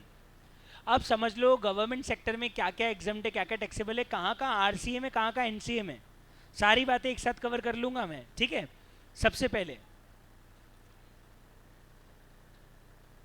पोस्ट ऑफिस की सर्विसेज एग्जम्प्ट है, लेकिन पोस्ट ऑफिस की 4 सर्विसेज टैक्सेबल है। वो 4 कौन कौन सी है सुन लेना: express parcel, speed post, life insurance या agency services other than government. सरकार को छोड़ के किसी और को अगर सर्विस दी जा रही है तो express parcel, speed post, life insurance और एजेंट सर्विसेज क्या हो जाएगी? पूरी तरह से टैक्सेबल। और हेलो, हम जब स्पीड पोस्ट कराने जाते हैं तो जीएसटी लगता है, पर जीएसटी भरेगा कौन? हम सरकार को देंगे या हम पोस्ट ऑफिस को देंगे और पोस्ट ऑफिस सरकार को देगा? इसका मतलब यहाँ पे आरसीएम हुआ या एनसीएम हुआ? एनसीएम हुआ। ऑफ कोर्स कंज्यूमर सर्विसेज हैं तो एनसीएम ही लगेगा, आरसीएम कैसे लगा सकते हो? तो पहला हो गया पोस्ट ऑफिस। दूसरा, एयरपोर्ट पोर्ट पे जाते हैं तो साहब हमारे टिकट में कई बार बहुत सारे पोर्ट और एयरपोर्ट के भी चार्जेस ले लिए जाते हैं। इवन हम भी वहाँ पे जब कोई सर्विसेज लेते हैं तो हमसे चार्ज ले लिया जाता है। तो एयरपोर्ट और पोर्ट पे जो सरकार सर्विसेज दे रही है वो भी पूरी तरह से टैक्सेबल है और अगेन कंज्यूमर को दिया जा रहा है तो क्या लगेगा? एनसीएम। ठीक है। ट्रांसपोर्टेशन ऑलरेडी हमने बात कर ली, जैसे रेलवे है, सरकारी उपक्रम में एक आता है railway, it's a government entity. तो रेलवे में third AC, second AC, first class AC taxable होता है। आरसीएम लगता है, एनसीएम लगता है? एनसीएम। क्या हम सरकार को डायरेक्ट टैक्स भरते हैं, हम रेलवे को देते हैं? रेलवे आगे सरकार को भरता है, मतलब अल्टीमेटली एसी टिकट्स पे भी क्या लग जाता है? एनसीएम। तो ट्रांसपोर्टेशन सर्विसेज गवर्नमेंट दे, नॉन गवर्नमेंट दे, जो एग्जम्पशंस हैं वही है, और टैक्सेबल है तो एनसीएम लगेगा, सरकार ही उसके ऊपर टैक्स पे करेगी। एक और ये काम का रेंटिंग ऑफ इमूवेबल प्रॉपर्टी, इसमें एक्चुअली ध्यान रखना है। Renting of immovable property by the government, पहली बात टैक्सेबल सिर्फ तब है जब सर कमर्शियल प्रॉपर्टी है, क्योंकि हमको एग्जाम्पशन ऑलरेडी मालूम है कि मकान किराए पे देने पे जीएसटी है ही नहीं। तो पहली बात सवाल कब आएगा? जब प्रॉपर्टी कौन सी है? कमर्शियल। अब कमर्शियल प्रॉपर्टी है तो ये देखना है किसको दी है। अगर किसी ऐसे बिजनेस एंटिटी को दी है जिसका बहुत कम टर्नओवर है, और या फिर ऐसे बिजनेस एंटिटी को दी है जिसका टर्नओवर थ्रेशोल्ड लिमिट से, अगर टर्नओवर ज़्यादा है मतलब सामने वाला आदमी रजिस्टर्ड होगा, सामने वाला आदमी रजिस्टर्ड होगा, इस मतलब यहाँ पे एनसीएम या आरसीएम? आरसीएम। और अगर टर्नओवर कम है मतलब सामने वाला आदमी अनरजिस्टर्ड होगा, तो बताओ एनसीएम या आरसीएम? एनसीएम। तो सरकार भी रेंटिंग पे टैक्स दे सकती है अगर सामने वाला आदमी छोटा दुकानदार है। तो अगर सामने वाला आदमी का टर्नओवर 40, 20 या 10 जो भी लिमिट है उसकी, उससे ज़्यादा है, मतलब वो अनरजिस्टर्ड नहीं है, वो रजिस्टर्ड है, तो इन दैट केस फिर वहाँ पे आरसीएम लगा दिया जाएगा।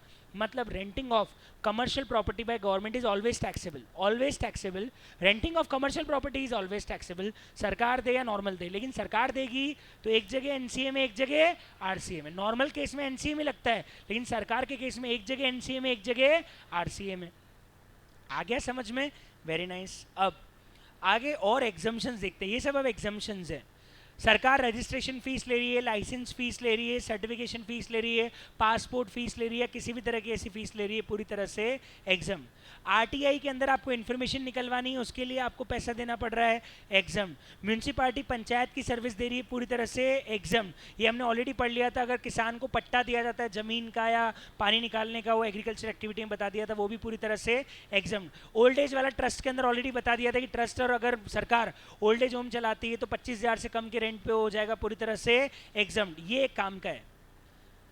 पेनल्टी फॉर डिले और non performance of the contract, अगर सरकार ने पेनल्टी या कोई भी चार्ज लगाया है क्योंकि आपने किसी कॉन्ट्रैक्ट को करने में डिले कर दिया या टाइम पे आप वो काम नहीं कर पाए, तो सरकार जो पेनल्टी लेगी वो टॉलरेंस वाला फीस है, और टॉलरेंस फीस यहाँ पे पूरी तरह से हो जाएगी एग्जाम। क्योंकि कौन ले रही है? सरकार। हम लोग टॉलरेंस फीस लेंगे तो टैक्सेबल है, सरकार टॉलरेंस फीस लेगी तो एग्जम्प्ट है।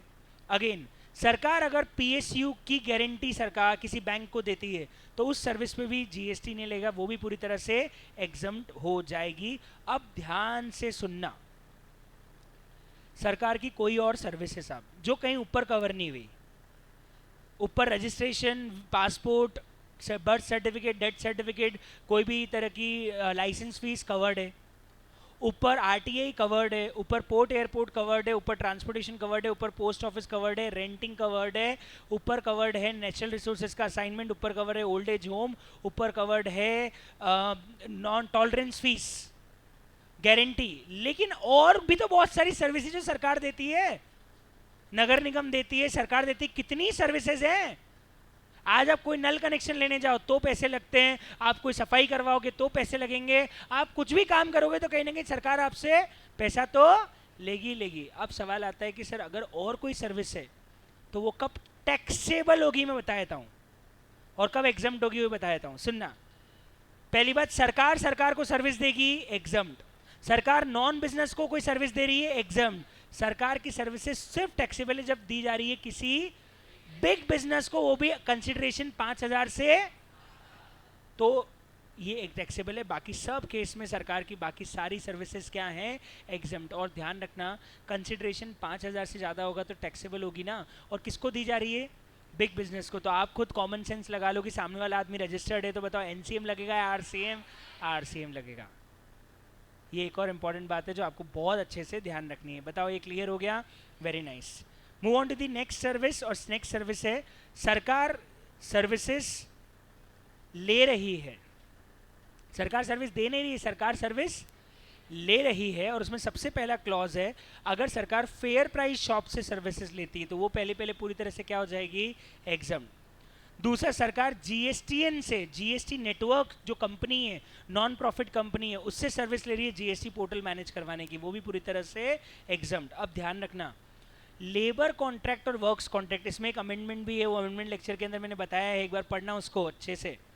लेबर कॉन्ट्रैक्ट और वर्क्स कॉन्ट्रैक्ट सर्विसेज अगर सरकार ले रही है किस काम के लिए, पंचायत और म्यूनसिपालिटी के फंक्शन के लिए, तो वो भी पूरी तरह से क्या हो जाएगी, एग्जाम। पर ध्यान रखना, वर्क्स कॉन्ट्रैक्ट के अंदर जो गुड्स की वैल्यू है वो 25% से ज़्यादा होनी नहीं चाहिए। अगर ये है तो वो पूरी तरह से क्या हो जाएगा, एग्जाम। तो लेबर कॉन्ट्रैक्ट है या वर्क्स कॉन्ट्रैक्ट सर्विस सरकार ले रही है पंचायत या म्यूनसिपालिटी के किसी काम के लिए, तो उस केस में भी उसके ऊपर जीएसटी नहीं लगेगा। अगला, ट्रेनिंग और इंश्योरेंस सर्विसेज हैं, ये भी पूरी तरह से एग्जम्प्ट है अगर गवर्नमेंट इसका एक्सपेंसेस बियर कर रही है। ट्रेनिंग में 100% और इंश्योरेंस में 50% एक्सपेंस बियर कर रही है, तो वो भी इसमें हो जाएगा एग्जम्प्ट। ठीक है, अब आगे आते हैं गॉडफादर्स। ये नाम तो सिंपल याद रखने हैं कि साहब RBI, SEBI, EPFO, ESI, ESIC, pension fund, national centre for cold chain development, FSSAI service दे रहा है, पब्लिक लाइब्रेरीज है, फॉरेन एम्बेसीज हैं, या इसरो सैटेलाइट लॉन्चिंग की सर्विस है। इसरो के साथ 2 कंपनी और अटैच है, एंट्रिक्स कॉर्पोरेशन और स्पेस इंडिया लिमिटेड, वो अगर सैटेलाइट लॉन्चिंग सर्विस दे रही है तो वो, और सुलभ शौचालय की सर्विसेज भी पूरी तरह से क्या है, एग्जाम्प्ट है। तो ये सारे गॉड फादर्स हैं, इनकी सर्विसेज भी पूरी तरह से क्या हो जाएगी, एग्जाम। तो ये नाम अच्छे से पढ़ लो ताकि एग्जाम में अगर लिखा जाए सर्विसेज प्रोवाइडेड बाय IRDAI, एडा, एग्जाम्ड होगी, yes. Services provided by EPFO, exam. Services provided by ESIC, exam. Case study based छोटे छोटे क्वेश्चन या एमसीक्यू बेस्ड क्वेश्चन के अंदर ये सारे पॉइंट आ सकते हैं। तो you have to remember all these names. ठीक है साहब, वो चार्ट दीवार पे लगा के उसको पढ़ते रहना, तो अपने आप आपको दिख जाएगा क्या क्या नाम है और उसमें सारी चीज़ें समझ में आ जाएगी। आगे चलते हैं साहब। क्या, बहुत बढ़िया, चलिए बोलो ना, बोलो क्या बोलना चाह रहे हो। चलिए अब आते हैं हम बैंकिंग, अच्छा ओके, बैंकिंग सेक्टर। विजय बोल रहा है लगा हुआ, ये सेक्सी नाम किसने रख दिया चार्ट्स का, क्योंकि यहाँ भी आ रहा है, चैट्स में भी आ रहा है सेक्सी चार्ट, सेक्सी चार्ट। से नाम ऐसा कैसे रख दिया, किसी ने रख दिया, कौन है रखने वाला आदमी, शुभम तिवारी, तिवारी, बहुत बढ़िया। चले अब आते हैं हम अगले पॉइंट पे, that is banking sector. Banking sector, और बैंकिंग सेक्टर्स के अंदर आप ध्यान रखिएगा क्या क्या पॉइंट्स कवर हो जाएंगे, लिसन वेरी केयरफुली, सुनिए। आरबीआई तो सबको पता ही है, अब सुनना, हमने ये पॉइंट कल भी डिस्कस कर लिया था, लोन्स और एडवांसेस के ब्याज पे जीएसटी नहीं है, लेकिन उसमें ध्यान रखना क्रेडिट कार्ड पे लग रहे ब्याज पे जीएसटी है। तो हम क्रेडिट कार्ड का ईएमआई प्लान लेते हैं जहाँ वो अच्छा खासा ब्याज लगाते हैं, तो क्रेडिट कार्ड के इंटरेस्ट पे जीएसटी लगता है, लेकिन नॉर्मल बैंक्स के इंटरेस्ट या उनके पीनल इंटरेस्ट पे जीएसटी नहीं लगता है। ठीक है साहब। दूसरा, जनधन योजना के अकाउंट के अंदर आप जो भी बैंक चार्जेस लगा रहे हो उस पर कोई जीएसटी नहीं। हेलो, नॉर्मल बैंक चार्जेस पे जीएसटी है कि नहीं है, है। लोन प्रोसेसिंग बैंक चार्जेस पे जीएसटी है या नहीं है, है। लेकिन अगर जनधन योजना के अंदर आपने बैंक चार्जेस लगाए हैं, उस अकाउंट के अंदर बैंक चार्जेस पे जीएसटी नहीं लगेगा। अगला, अगर आपने एटीएम या कार्ड स्वाइप करने के चार्जेस लिए बैंकों ने और ट्रांजैक्शन अमाउंट 2000 से कम है तो उसके ऊपर भी जीएसटी नहीं लगेगा। ध्यान रखना कौन से चार्जेस है, स्वाइप चार्जेस। कार्ड का स्वाइप चार्ज है, क्रेडिट कार्ड और डेबिट कार्ड का, और उसके बदले में आप दे रहे हो बैंक को चार्ज, अगर सेटलमेंट अमाउंट, ट्रांजैक्शन अमाउंट जो स्वाइप किया है अमाउंट वो 2000 से ज़्यादा नहीं है तो फिर उन चार्जेस पे भी कोई जीएसटी नहीं लगेगा। नेक्स्ट इज, अगर फॉरेन करेंसी एक्सचेंज बैंक और ब्रोकर के बीच में हो रहा है, बीच में कंज्यूमर नहीं है, कस्टमर नहीं है, तो फिर वो सारे ट्रांजैक्शन भी क्या हो जाएंगे, एग्जाम। तो बैंक ब्रोकर को दे रहा है, ब्रोकर बैंक को दे रहा है, बैंक को दे रहा है, ब्रोकर को दे रहा है, एग्जाम। इस केस में भी कोई जीएसटी नहीं लगेगा। नेक्स्ट, ये ध्यान रखना, रूरल एरिया में अगर कोई बिजनेस फैसिलिटेटर या बिजनेस करस्पॉन्डेंट है, किसको सर्विस दे रहा है, बैंक या इंश्योरेंस कंपनी को, क्या नाम है, बिजनेस फैसिलिटेटर और बिजनेस करस्पॉन्डेंट। कहाँ, कौन से एरिया में, तो वो भी पूरी तरह से क्या हो जाएगा, एग्जम्प्ट, उसके ऊपर भी कोई जीएसटी नहीं है। अब यहाँ पे इंपॉर्टेंट है आरसीएम। बैंक में ढेर सारे आरसीएम है। सरकार को दिखता है कि सबसे सीधा आदमी तो बैंक है, बैंक हमेशा पैसे देगा, तो इसलिए टैक्स भी किससे लो, बैंक से लो, और इसलिए इतने सारे आरसीएम लगा दिए। अब बैंक में क्या क्या आरसीएम है, पहला, अगर आरबीआई किसी ओवरसीइंग कमेटी या किसी फॉरेन एक्सचेंज मैनेजमेंट की सर्विसेज आरबीआई लेती है तो वो क्या हो जाएंगे, दोनों आरबीआई की दो सर्विस इनपुट में आरसीएम में आती है, ओवरसीइंग कमेटी की या फिर फॉरेन एक्सचेंज मैनेजमेंट की सर्विस, आरबीआई के लिए आरसीएम हो जाएगा। अब बैंक अगर रिकवरी एजेंसी सर्विस ले रहा है तो वो आरसीएम में आएगा। बैंक अगर किसी अर्बन एरिया के बिजनेस फैसिलिटेटर सर्विस ले रहा है तो वो भी आरसीएम में आएगा। अब ध्यान रखना, ये काम का है 5वें नंबर वाला पॉइंट।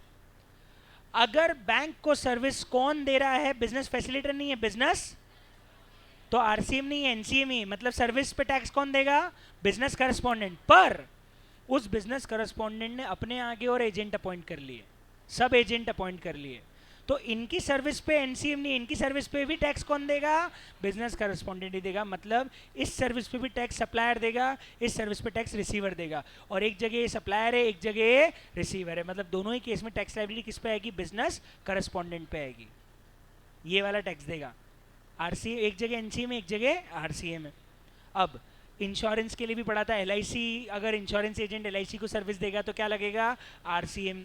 एक और है, बैंक अगर डीएसए से सर्विस ले रहा है, पर यहाँ पे एक इंटरेस्टिंग क्लॉज है, वो डीएसए खुद छोटा आदमी है, अगर वो डीएसए खुद बॉडी कॉर्पोरेटिव फॉर्म है तब तो आरसीएम नहीं है, लेकिन वो जो डायरेक्ट सेलिंग एजेंट है, जो लोन बेचने का काम करता है, वो एक इंडिविजुअल आदमी है या एचयूएफ है, वो एक बॉडी कॉर्पोरेट या फर्म नहीं है, तो फिर इसका टैक्स कौन देगा, बैंक देगी। तो ध्यान रखना, डीएसए छोटा है, बैंक अगर बहुत बड़ा है, मतलब डीएसए फर्म या बॉडी कॉर्पोरेट नहीं है, डायरेक्ट सेलिंग एजेंट एक छोटा इंडिविजुअल या एचयूएफ है, तो भी यहाँ क्या लग जाएगा, आरसीएम लग जाता है। ठीक है साहब, बताओ ये सब समझ में आ गया आपको। अब एक और काम का है, लॉयर वाली सर्विसेज। लॉयर वाली सर्विसेज में हमको ध्यान रखना है कब टैक्सेबल कब एग्जाम। पहला, आर्बिट्रल ट्रिब्यूनल, एक सेकेंड, 2 लाइन में सारी बातें बोल दूंगा मैं। लीगल सर्विसेज चाहे आर्बिट्रल ट्रिब्यूनल हो, चाहे लॉयर हो, चाहे सीनियर एडवोकेट हो, तभी टैक्सेबल होगी जब किसी बिग बिजनेस एंटिटी को दी जा रही है, और दूसरा तभी टैक्सेबल होगी जब सीनियर एडवोकेट किसी एडवोकेट को दे रहा है। तो लीगल सर्विसेज सिर्फ तक टैक्सेबल है जब किसी बड़े बिजनेस एंटिटी को दी जा रही है या सीनियर एडवोकेट किसी, बताओ कहाँ आरसीए में, कहाँ एनसीए में, एक जगह आरसीए में, एक जगह एनसीए में है। अगर सीनियर एडवोकेट एडवोकेट को दे रहा है तो एनसीए में है, और लॉयर सीनियर एडवोकेट या बिजनेस आर्बिट्रल ट्रिब्यूनल बिजनेस को दे रही है तो आरसीए में। बस यही ध्यान रखना है लीगल के अंदर, बाकी सब एग्जम्प्ट हो जाएगा। एक और है रेंटिंग, पर ये ईजी है, मकान किराए पे देना एग्जम्प्ट है, सरकार दे कोई भी दे, renting of residential property exempt है। Renting of commercial property is always taxable, सरकार एक देगी तो एनसीए में आरसीए में, और अगर बाकी सब देंगे तो एनसीए में। अब होटल में ध्यान रखना, होटल कब एग्जम्प्ट होगा, जब रूम 1000 रुपए से कम का है, 1000 रुपए से कम का रूम है तो होटल एग्जम्प्ट होगा। या इंपॉर्टेंट चीज ध्यान रखना, मैंने यहाँ पे टैरिफ वैल्यू वर्ड यूज नहीं किया है, मतलब रूम का एमआरपी कुछ भी हो, डिस्काउंट के बाद वो 1000 रुपए से कम हुआ तो क्या हो जाएगा, exempt. Value exclusive net of discount should be less than 1000, अगर वो है तो वो क्या हो जाएगा, पूरी तरह से एग्जम्प्ट। ठीक है साहब।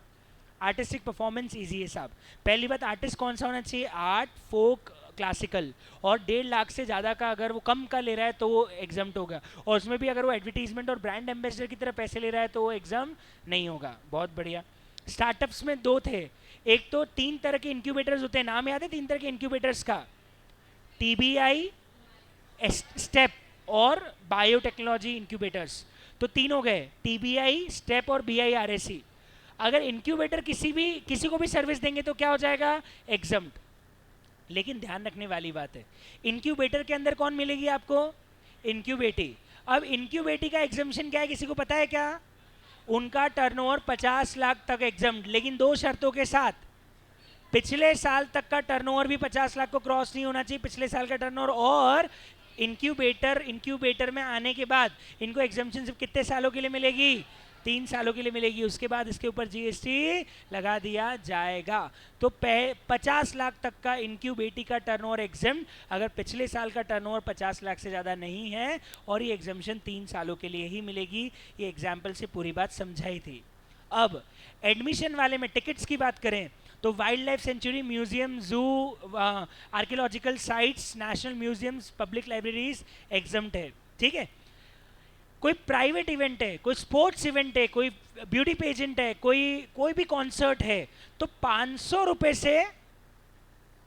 रुपए से कम का टिकट हुआ तो वो एग्जम्प्ट है, 500 रुपए से ज़्यादा का टिकट हुआ तो वो टैक्सेबल हो जाएगा, inclusive of entertainment tax, exclusive of GST but inclusive of entertainment tax. The amount of ticket should not exceed 500 rupees. बहुत बढ़िया, ध्यान रखना मल्टीप्लेक्सेस कवर नहीं होते, तो मल्टीप्लेक्सेस तो कंप्लीटली टैक्सेबल है। 200 रुपये का बाय करते हैं हम टिकट मल्टीप्लेक्स का, टैक्सेबल होता है, जीएसटी उसके ऊपर लगता है। अगला स्पोर्ट्स के लिए मैंने आपको जो बताई थी, मैं एक बार फटाफट कॉपी में आप देखिएगा, मैं रिवाइज करवा दूंगा। पहला था स्पोर्ट्स के अंदर स्पॉन्सरशिप वाले, कुछ ऐसे नाम थे जो कि national sports federation, Olympic association, para Olympic association, national civil services board, या इंटर स्कूल कॉम्पिटिशन्स है या इंटर कॉलेज कॉम्पिटिशन्स है, इनकी स्पॉन्सरशिप सर्विसेज पूरी तरह से क्या है, एग्जम्प्ट है। पहला तो ये पढ़ लिया था। दूसरा, आपको 5 नाम याद है, 5 नाम, player, umpire, referee, coach, team manager, ऐसा कुछ था।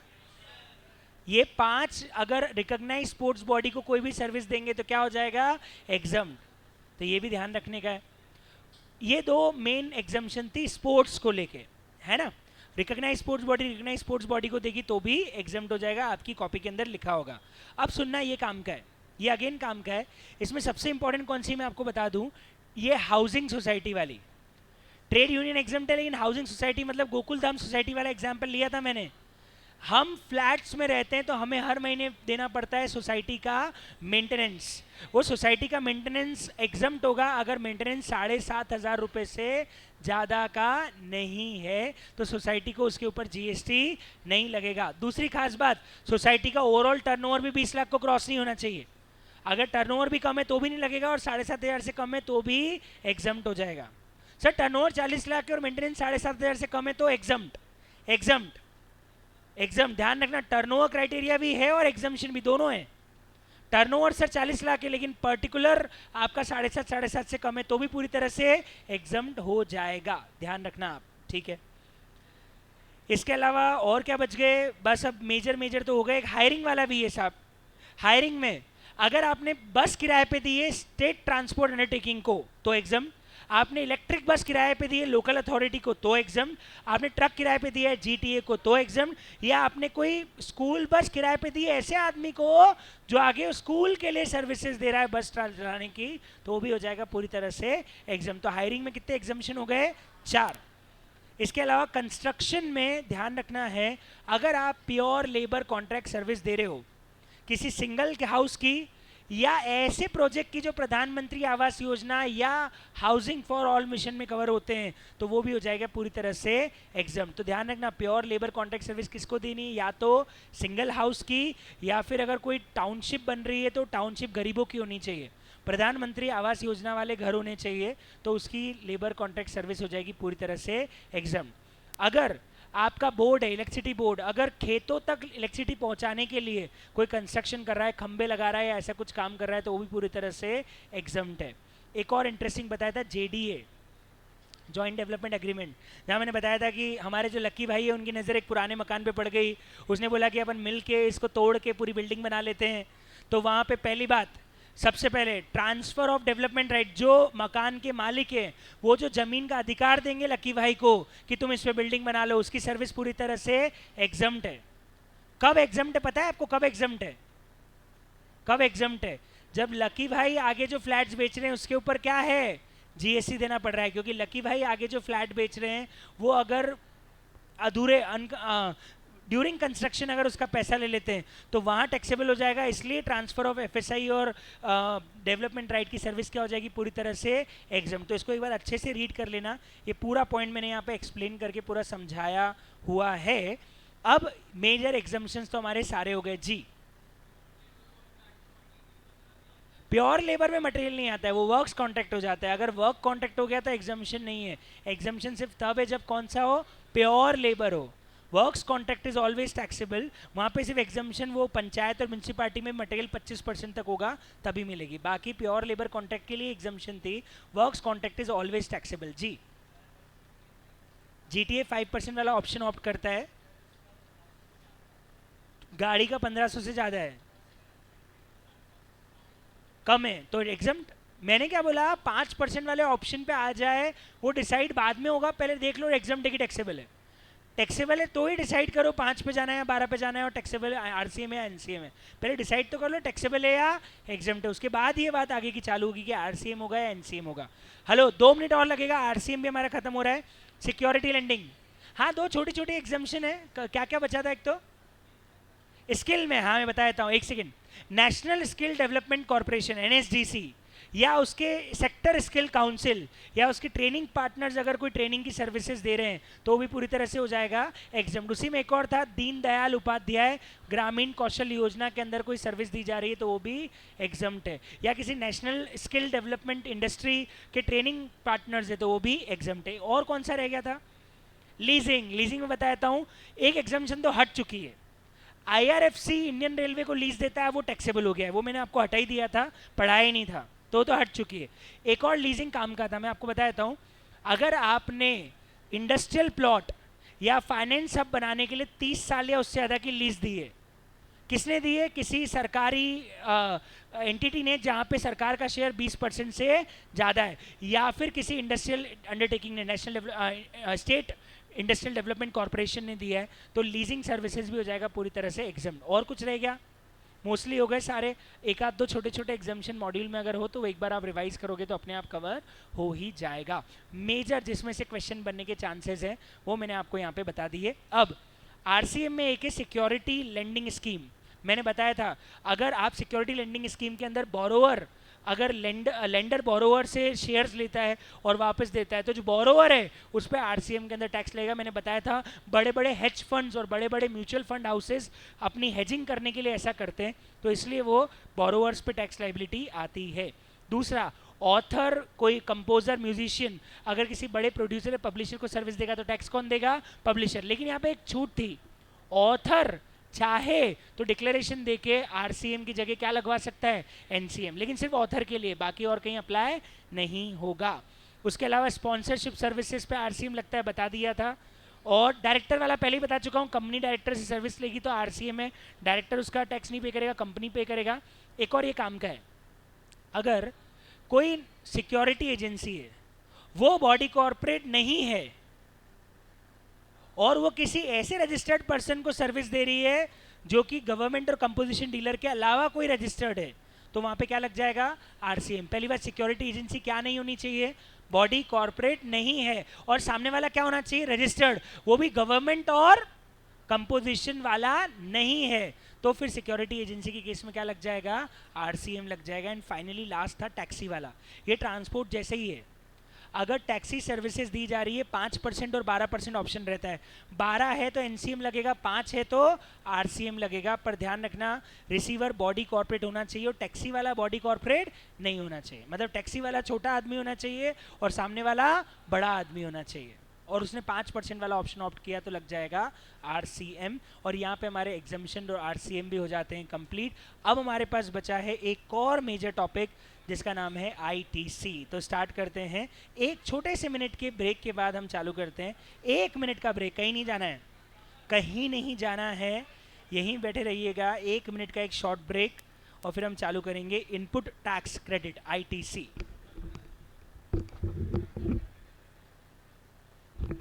तीन साल का एग्जामिशन इनक्यूबेटी को है, इनक्यूबेटर की सर्विस तो पूरी तरह से एग्जाम्प्ट ही है, इनक्यूबेटर 3 साल का एग्जामिशन।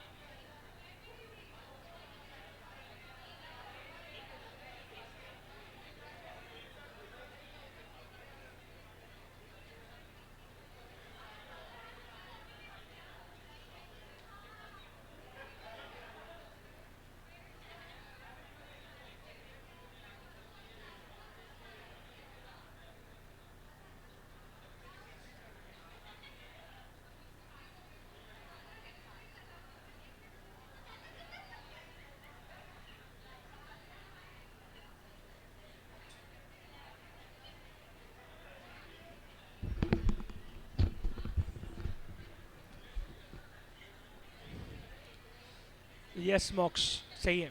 चले, तो अब हम आते हैं पॉइंट पे, और आवाज़ कर दीजिए आप लोग बिल्कुल बंद। And now we are starting with another chapter that is ITC, input tax credit. अब आप लोग कर दीजिए आवाज़ बिल्कुल बंद। बाय बाय कर दो, है ना, कर दिया, चले ठीक है, okay nice. Okay, now we can start. And हमारे पास 3 आईटीसी हैं, 3 सेक्शन है मेन आईटीसी चैप्टर के अंदर। इनपुट टैक्स क्रेडिट के अंदर वी हैव 3 सेक्शंस, ओके, 16, 17 और 18, ठीक है। सबसे पहले हम स्टार्ट करते हैं 16 सेक्शन से। और 16 सेक्शन क्या क्या मेन प्रोविजन रखता है, बहुत इंपॉर्टेंट है। एक question practical case study base आना ही आना है आईटीसी चैप्टर से, 4 नंबर 5 नंबर का मिनिमम आएगा इनपुट टैक्स रेट से, आना ही आना है। उसमें सबसे इंपॉर्टेंट है 17.5, 17.5 उस पर हम आएंगे, लेकिन पहले सेक्शन 16 देखते हैं। 8 कंडीशन है आप आईटीसी लेने की, 8 शर्तें पूरी करोगे तो ही आपको क्या मिलेगी, आईटीसी मिलेगी। पहली शर्त है आदमी रजिस्टर्ड होना चाहिए। दूसरी शर्त इंपॉर्टेंट है, गुड्स और सर्विसेज रिसीव होने चाहिए। अब इंपॉर्टेंट चीज सुनना क्या है, अगर लॉट्स में माल आ रहा है तो आपको आईटीसी तब मिलेगा जब आखिरी लॉट आपका रिसीव हो जाए, उसके पहले आप आईटीसी नहीं ले सकते। अगर तीसरे के यहाँ पे माल आ रहा है, जैसे आपने ऑर्डर किया और तीसरे जॉब वर्कर के यहाँ माल आ रहा है या बिल टू शिप है, तो जब उसके यहाँ रिसीव हो जाएगा तब आपको आईटीसी लेने का मौका मिल जाएगा, तब ले सकते हैं। ये एक और इम्पॉर्टेंट बात है। अगला, आपके पास में ये कागज़ होने ज़रूरी है, आपके पास में बिल, आपके पास में रिवाइज टैक्स इनवॉइस, आपके पास में डेबिट नोट, आपके पास में आईएसडी का इनवॉइस, या आपके पास में बिल ऑफ एंट्री। इंपोर्ट कर रहे हैं तो बिल ऑफ एंट्री भी आपके पास में होना चाहिए। मतलब जब तक इनवॉइस मिसिंग हो गया, बिल नहीं है, तो आप उसकी आईटीसी क्लेम नहीं कर सकते। ये बहुत काम का था और मैंने इसके लिए बताया था, एक क्लॉज याद रखना, टैक्स पे हुआ है इसका एक ही प्रूफ है, जीएसटीआर 2B। अगर आपके 2B में वो दिख रहा है, मतलब सामने वाले ने उसको रिटर्न में शो करके उसका टैक्स जमा करवा दिया है, तो आप उतना ही आईटीसी ले सकते हो जितना आपके 2B में दिख रहा है। मॉड्यूल में 5% एक्स्ट्रा का बोला है, लेकिन अमेंडमेंट में ही मैंने बता दिया था और क्लास में ही मैंने पहले ही बता दिया था कि वो हट जाएगा, और वो हट गया है। अब कोई एक्स्ट्रा 5% नहीं, 2B में जितनी क्रेडिट दिख रही है उससे ज़्यादा की क्रेडिट लेना अलाउड नहीं है। यही प्रूफ है कि टैक्स सरकार को जा चुका है अगर वो 2B में दिख रहा है तो। अगला, आईटीसी क्लेम करने के लिए रिटर्न फाइल करना पड़ेगा, और रिटर्न कौन सा है, जीएसटीआर 3B। 3B में के अंदर हम क्रेडिट क्लेम कर सकते हैं। अगला, अगर आपने इनकम टैक्स एक्ट में उस टैक्स अमाउंट की डेप्रिसिएशन क्लेम कर लिया, मतलब आपने उसको क्या मान लिया, कॉस्ट मान ली, तो हम आपको उसकी आईटीसी लेने नहीं देंगे। तो या तो आप डेप्रिसिएशन ले लो टैक्स अमाउंट पे, या फिर टैक्स का आईटीसी ले लो, दोनों एक साथ नहीं ले सकते। अगली शर्त बड़ी इंपॉर्टेंट थी, आईटीसी क्लेम करने की एक टाइम लिमिट है। क्या टाइम लिमिट है, याद आ रहा है आपको? Time limit was very easy, अगले साल के सितंबर महीने की रिटर्न फाइल करने की ड्यू डेट, या रिटर्न एनुअल रिटर्न फाइल किया, विच एवर इज अर्लियर। तो बेसिकली सितंबर का रिटर्न जाता है 20 अक्टूबर, तो 20 अक्टूबर या annual return which ever is earlier आपकी आईटीसी क्लेम करने की टाइम लिमिट हो जाएगी। तो again this is very important, मैंने एग्जाम्पल लेके पूरे के पूरे केसेस समझा भी दिए थे। आखिरी एक और शर्त दी हुई है सेक्शन 16 के अंदर, आप उधार माल पे आईटीसी ले सकते हो, उधार माल पे आईटीसी ले सकते हो, लेकिन पैसा देना पड़ेगा कितने दिन के अंदर, 180 दिन के अंदर। अगर पैसा नहीं दिया तो क्रेडिट ब्याज के साथ वापस करनी पड़ जाएगी, 18% का ब्याज के साथ क्रेडिट वापस चुकानी पड़ जाएगी। वो वापस तब ले पाओगे जब पैसा दे दोगे। मतलब आप पहले क्रेडिट ले लो, उधार माल खरीदा है, पता है 2-3 महीने पेमेंट कर दूंगा, क्रेडिट ले लो, शर्त है 180 डेज में आपको पेमेंट करना पड़ेगा। और अगर आपने 180 डेज के अंदर पेमेंट नहीं किया, then you have to reverse your credit, you have to reverse your ITC, आपको आईटीसी वापस से रिवर्स करनी पड़ जाएगी। आ रही है बात समझ में? इसमें 3 एक्सेप्शंस हैं जब आपको 180 दिन में पेमेंट नहीं करना। पहला तो आरसीएम में, अगर आपने ही सरकार को टैक्स भरा है और आप ही उसकी आईटीसी मांग रहे हो, तो सरकार को इस बात का प्रूफ चाहिए ही नहीं कि सामने वाले को आपने पेमेंट किया नहीं किया। आप खुद ही टैक्स भर के खुद ही आईटीसी मांग रहे हो तो कोई दिक्कत नहीं, मतलब आरसीएम वालों को 180 दिन वाला क्लॉज नहीं लगता है। दूसरा, अगर सप्लाई विदाउट कंसिडरेशन है, आपने किसी अपनी ब्रांच से क्रेडिट बिल बुलवाया, ब्रांच से सामान आया तो सामने वाले ने बिल दिया, आपने उसकी आईटीसी ले ली। अब सामने वाली ब्रांच तो आप ही की कंपनी की है, आप उसको पेमेंट मत भी करो तो भी आप उसकी आईटीसी ले सकते हो। ब्रांच ट्रांसफर में आईटीसी अलाउड है। तीसरा, आपने बुक एडजस्टमेंट के चक्कर में उसको पेमेंट ना करके पेमेंट किसी और को कर दिया है। अगर आपने किसी और थर्ड पार्टी को पेमेंट उसके बिहाफ पे कर दिया, उसने बोला मेरा जो पेमेंट ड्यू है वो इसको कर देना, तो मैंने बुक एडजस्टमेंट करवा के उसको करवा दिया, तो मेरी तरफ से तो पेमेंट चला गया ना, सामने वाले को मिला या किसी और को मिला, मैंने तो अल्टीमेटली पे कर दिया है। तो अल्टीमेटली इस केस में भी आपको 180 दिन वाला क्लॉज लगाने की ज़रूरत नहीं है। Is it clear to everyone? तो ये एक इंपॉर्टेंट चीज़ और ध्यान रख लीजिएगा, 180 दिन वाले क्लॉज के लिए 3 चीज़ें एक्सेप्शन में आएगी। जी सर। क्रेडिट टर्म्स कुछ भी हो, अगर 180 दिन से ज़्यादा है तो आप बेवकूफ़ हो जो आईटीसी लेके बैठे हुए हो, क्योंकि आप आईटीसी ले लोगे बाद में ब्याज के साथ वापस करनी पड़ जाएगी, तो वेट कर लो, है ना। लेकिन अगर हाँ वो टाइम लिमिट को एक्सपायर हो रहा है तो लेके फिर रिवर्स कर दो, क्योंकि रिवर्सल करने के बाद वापस लेने में टाइम लिमिट नहीं लगती है। ध्यान रखना, time limit is not applicable on री अवेलमेंट। एक बार पेमेंट फेलियर पे आपने रिवर्स मार दी, अब आप उसको बाद में सितंबर के बाद अक्टूबर के बाद भी क्लेम कर सकते हो। री अवेलमेंट में टाइम लिमिट अप्लाई नहीं होती है। ठीक है साहब।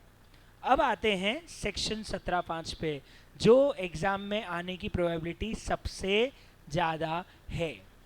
ठीक है साहब। 18% ब्याज कब से लगेगा? जब से आईटीसी ली थी भैया, तब से लगेगा।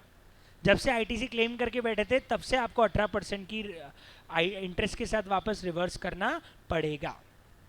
ओके साहब, अब आते हैं हम 17(5) पे and 17(5) talks about the block credit, और इस पे क्वेश्चन बनने के चांस सबसे ज़्यादा है। तो सुनिए साहब, पहला है गाड़ी को लेके बात कर लेते हैं। चलो, पहली बात, कौन सी गाड़ी पे ब्लॉकेज नहीं है? नहीं है, नहीं है। मैं बता दूं, बसेस पे नहीं है, ट्रक पे नहीं है, ट्रैक्टर पे नहीं है, बुलडोजर पे नहीं है, क्रेन पे नहीं है, स्पेशल मोटर व्हीकल पे नहीं है, किसी पे नहीं है। इन सब की आईटीसी हमेशा अलाउड है। सरकार का मोटिव है पर्सनल यूज वाली गाड़ियों की बात कर रहे हैं। तो सर हम ट्रक खरीद के पर्सनल यूज़ कर रहे हैं, कर लो, कर दो। घर के बाहर गाड़ी पार्क करके रोज, बोले खाई में आ रहे हैं सब, ट्रक में आ रहे हैं, बोले सिग्नल पे खड़े हैं, ट्रक फंस गया हमारा, है ना। तो आपको करना है तो कर लो। ट्रक पे अलाउड है, बस में अलाउड है, ट्रैक्टर पे ट्रैक्टर खरीद लो, पर्सनल यूज़ के लिए चलेगा। ट्रैक्टर अलाउड है, क्रेन खरीद लो, कोई दिक्कत नहीं, चलेगा। बुलडोजर से आओ, आपकी इच्छा है, जेसीबी चलाता हूँ सब, कोई सामने आता है सीधे उड़ा देता हूँ, आपकी इच्छा है, आपको आईटीसी मिलेगी। इन सब की आईटीसी, घोड़े से आ जाओ कोई दिक्कत नहीं है, ठीक है, आईटीसी मिलेगी। अब मेन पॉइंट क्या है, listen very carefully, only those motor vehicles having the capacity not more than 13 passengers. So truck पे अलाउड है, लॉरीज पे अलाउड है, सिर्फ पैसेंजर कैपेसिटी 13 से कम है तो अलाउड नहीं है। वो भी किन किन को अलाउड है मैं बता दूं सर, जिनका गाड़ियों का स्टॉक रहता है, मतलब जो गाड़ियों का खरीदी बिक्री का काम करते हैं, उनको अलाउड है। टैक्सी वालों को अलाउड है क्योंकि उनके लिए तो गाड़ी ही मेन कंटेंट है। ड्राइविंग स्कूल्स वालों को अलाउड है क्योंकि वो गाड़ियों का ही मेन काम करते हैं, तो ये लोग ले सकते हैं। इन लोगों को गाड़ियों का क्रेडिट मिलता है। पर बाकी एक नॉर्मल पर्सन चाहे गाड़ियों का बिजनेस यूज़ कर रहा हो तो भी उसको आईटीसी नहीं मिलती है। सर मैंने एक कार खरीदी एम्प्लॉयज़ के ट्रांसपोर्टेशन के पर्पज़ के लिए, क्या मुझे उसकी आईटीसी मिलेगी? जी नहीं, जी नहीं। नाटा सर आज 4 गाड़ियाँ खरीद ले, बोले सर सारी फैकल्टी उसी से आएगी जाएगी, क्या उसकी आईटीसी मिलेगी? नहीं मिलेगी, नहीं मिलेगी। बिजनेस यूज़ के लिए खरीदी गई गाड़ियों की आईटीसी नहीं मिलती है अगर 13 पैसेंजर से कम की वाली गाड़ियां हैं। सिर्फ आपका गाड़ियों का ही काम है तो मिलेगा, या आप गाड़ी से आगे कस्टमर को ट्रांसपोर्टेशन सर्विस दे रहे हो तो मिलेगा, या आप ड्राइविंग सिखा रहे हो तो मिलेगा, अदरवाइज गाड़ियों का नहीं मिलेगा। सेम एयरक्राफ्ट और वेसल में भी यही लगता है। अगर आप कोई एयरक्राफ्ट पर्सनल यूज़ के लिए खरीद रहे हो, बिजनेस यूज़ के लिए खरीद रहे हो, जैसे अंबानी साहब ने सब रिलायंस के नाम पे अपना प्राइवेट जेट खरीद लिया, रिलायंस के नाम पे खरीदा है क्योंकि अंबानी जी उसी से सब जगह मीटिंग अटेंड करने जाते हैं, तो अब उस पर आईटीसी नहीं मिलेगी। लेकिन ये इंडिगो अपना जेट खरीदेगी तो उस पर आईटीसी मिलेगी। लेकिन अंबानी साहब ने चाहे बिजनेस पर्पस के लिए जेट खरीदा हो, उस पर आईटीसी नहीं मिलेगा। आ रही है बात समझ में? वो कॉस्ट में ऐड करके उस पर डेप्रिसिएशन क्लेम कर सकते हैं इनकम टैक्स एक्ट के अंदर, पर उसके पे की गई जीएसटी की आईटीसी तो नहीं मिलेगी, ब्लॉक्ड है।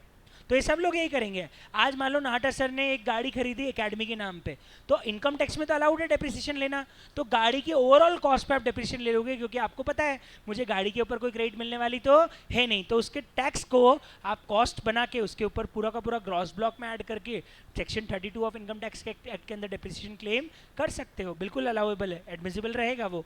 बहुत बढ़िया साहब, आगे बढ़ते हैं। इंपॉर्टेंट बात, गाड़ियों की क्रेडिट नहीं मिल रही ना, तो गाड़ियों के इंश्योरेंस और मेंटेनेंस की क्रेडिट भी नहीं मिलेगी। मतलब अगर गाड़ी पे आईटीसी अलाउड है तो उसके इंश्योरेंस मेंटेनेंस पे आईटीसी अलाउड है, अगर गाड़ी पे आईटीसी डिसअलाउड है तो उसके इंश्योरेंस और मेंटेनेंस में भी आईटीसी डिसअलाउड है। पर हाँ, अगर आपका इंश्योरेंस का ही बिजनेस है या आप गाड़ियों की मैन्युफैक्चरिंग करते हो तो हम आपको उसके इंश्योरेंस और मेंटेनेंस पे भी आईटीसी दे देंगे, क्योंकि जो गाड़ियों का मैन्युफैक्चर है वो अगर गाड़ी का इंश्योरेंस करवा रहा है तो वो तो अपने स्टॉक का इंश्योरेंस करा रहा है, उसको तो उसकी आईटीसी मिलनी चाहिए। दूसरा, इंश्योरेंस कंपनी अगर इंश्योरेंस और मेंटेनेंस सर्विस ले रही है तो वो तो उनका मेन बिजनेस है, तो उसको भी उनकी आईटीसी मिलनी चाहिए। तो नॉर्मल पर्सन को गाड़ी की आईटीसी नहीं मिलती, उसके इंश्योरेंस मेंटेनेंस की आईटीसी भी नहीं मिलती है। बताओ, नाटा एकेडमी ने बस खरीदी, उसकी आईटीसी अलाउड है या नहीं है? नाटा एकेडमी की बस है, उसकी आईटीसी अलाउड है या नहीं है?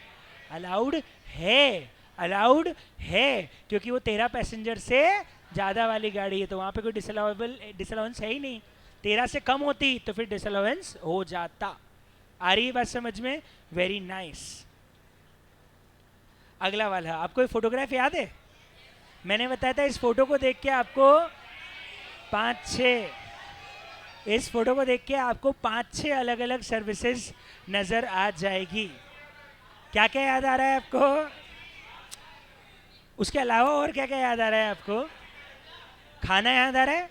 फूड, बेवरेजेस, केटरिंग, है ना, beauty treatment, cosmetic plastic surgery, fitness, membership of gym, membership of fitness centre, ये तो, और एक और था लीव ट्रैवल कंसेशन और एम्प्लॉय वेकेशन, है ना। तो ये 5-6 तो ये हो गए, 5-6 तो ये हो गए।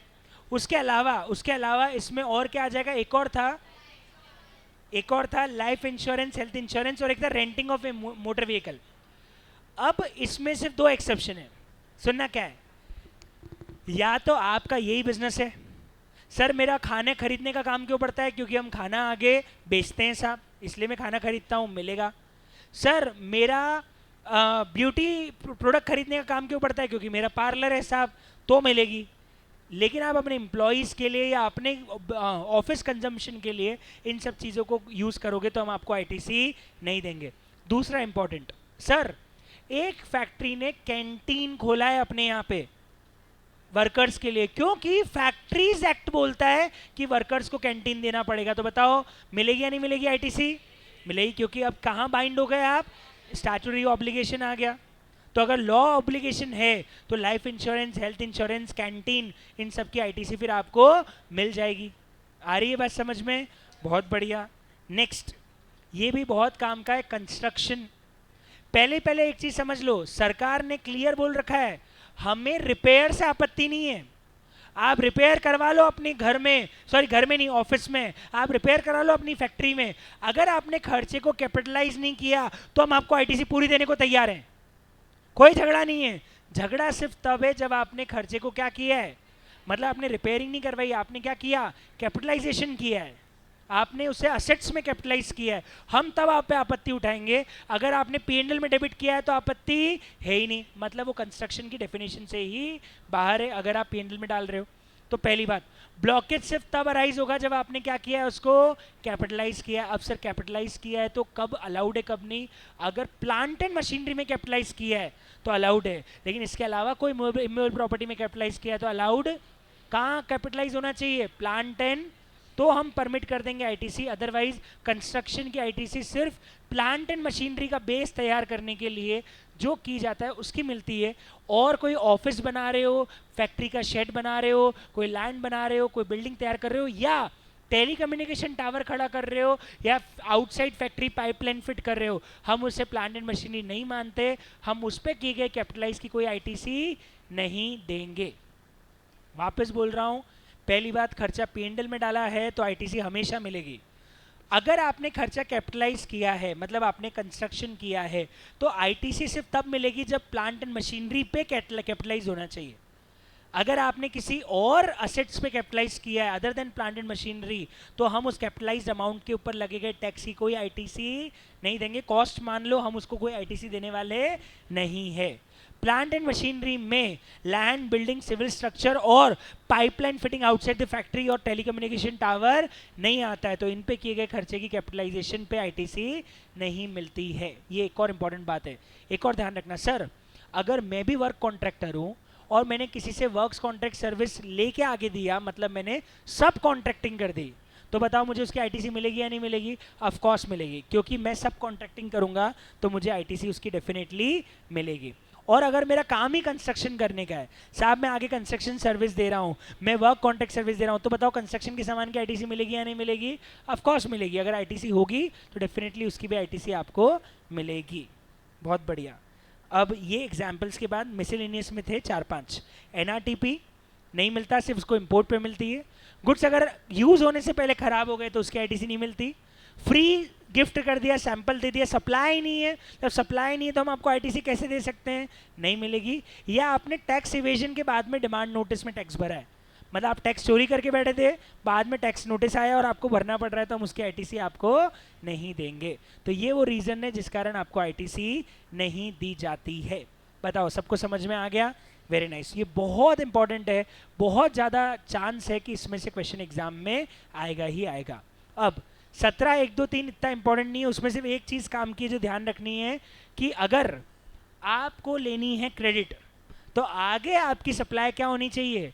टैक्सेबल। अगर आगे आप एग्जाम सप्लाई कर रहे हो तो क्या आप परचेज पे दिए गए टैक्स की आईटीसी ले सकते हो? तो हॉस्पिटल, स्कूल्स, ये लोग एग्जाम सप्लाई करते हैं, तो ये परचेज पे दिए गए आईटीसी, परचेज पे दिए गए टैक्स की आईटीसी नहीं ले सकते, इनको कॉस्ट मानना पड़ता है।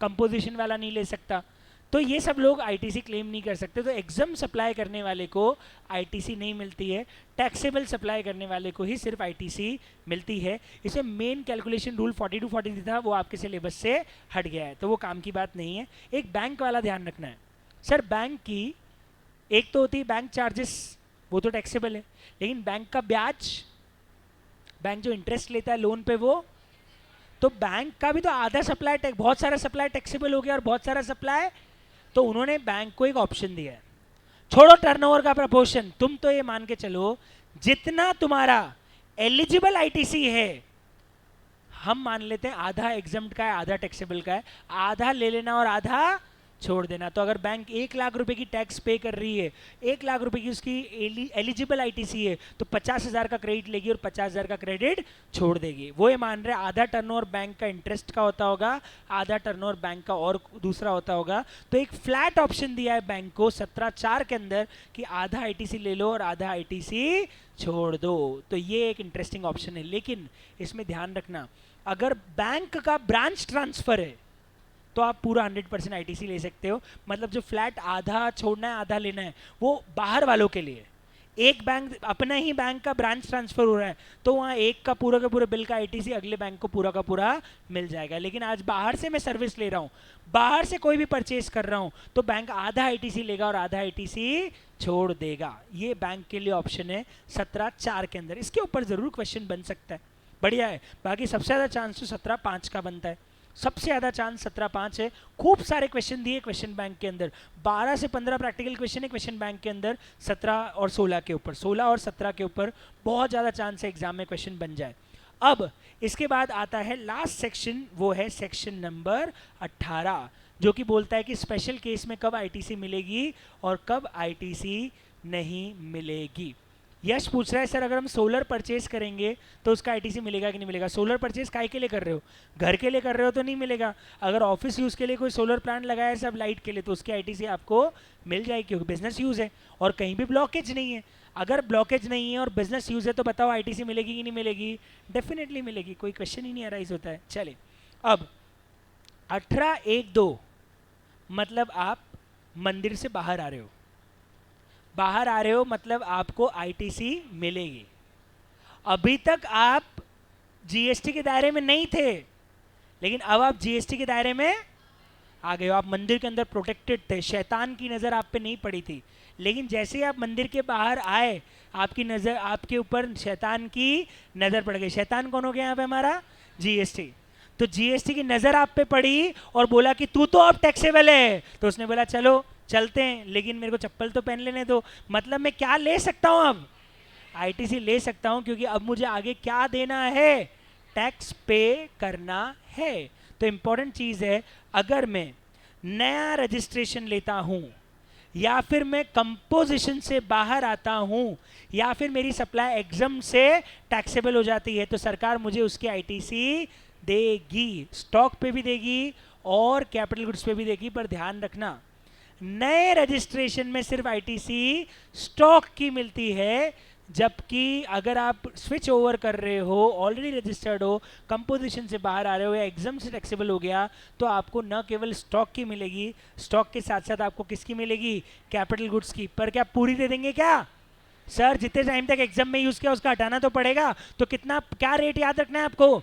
5% पर क्वार्टर और पार्ट देयर ऑफ। अगर 2.5 क्वार्टर यूज किया तो 15% होगा, 1.5 क्वार्टर यूज किया तो 10% होगा, और आधा क्वार्टर यूज किया तो 5% होगा।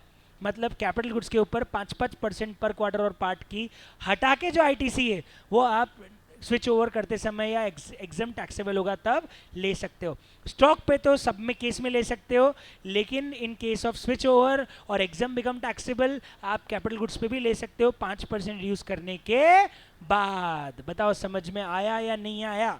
आ गया। अब इंपॉर्टेंट चीज, बहुत इंपॉर्टेंट कंडीशन, आप आईटीसी लेना चाहते हो ना, क्योंकि शैतान की नज़र आप पे पड़ चुकी है, तो 1 साल तक के ही बिल पे ले सकते हो।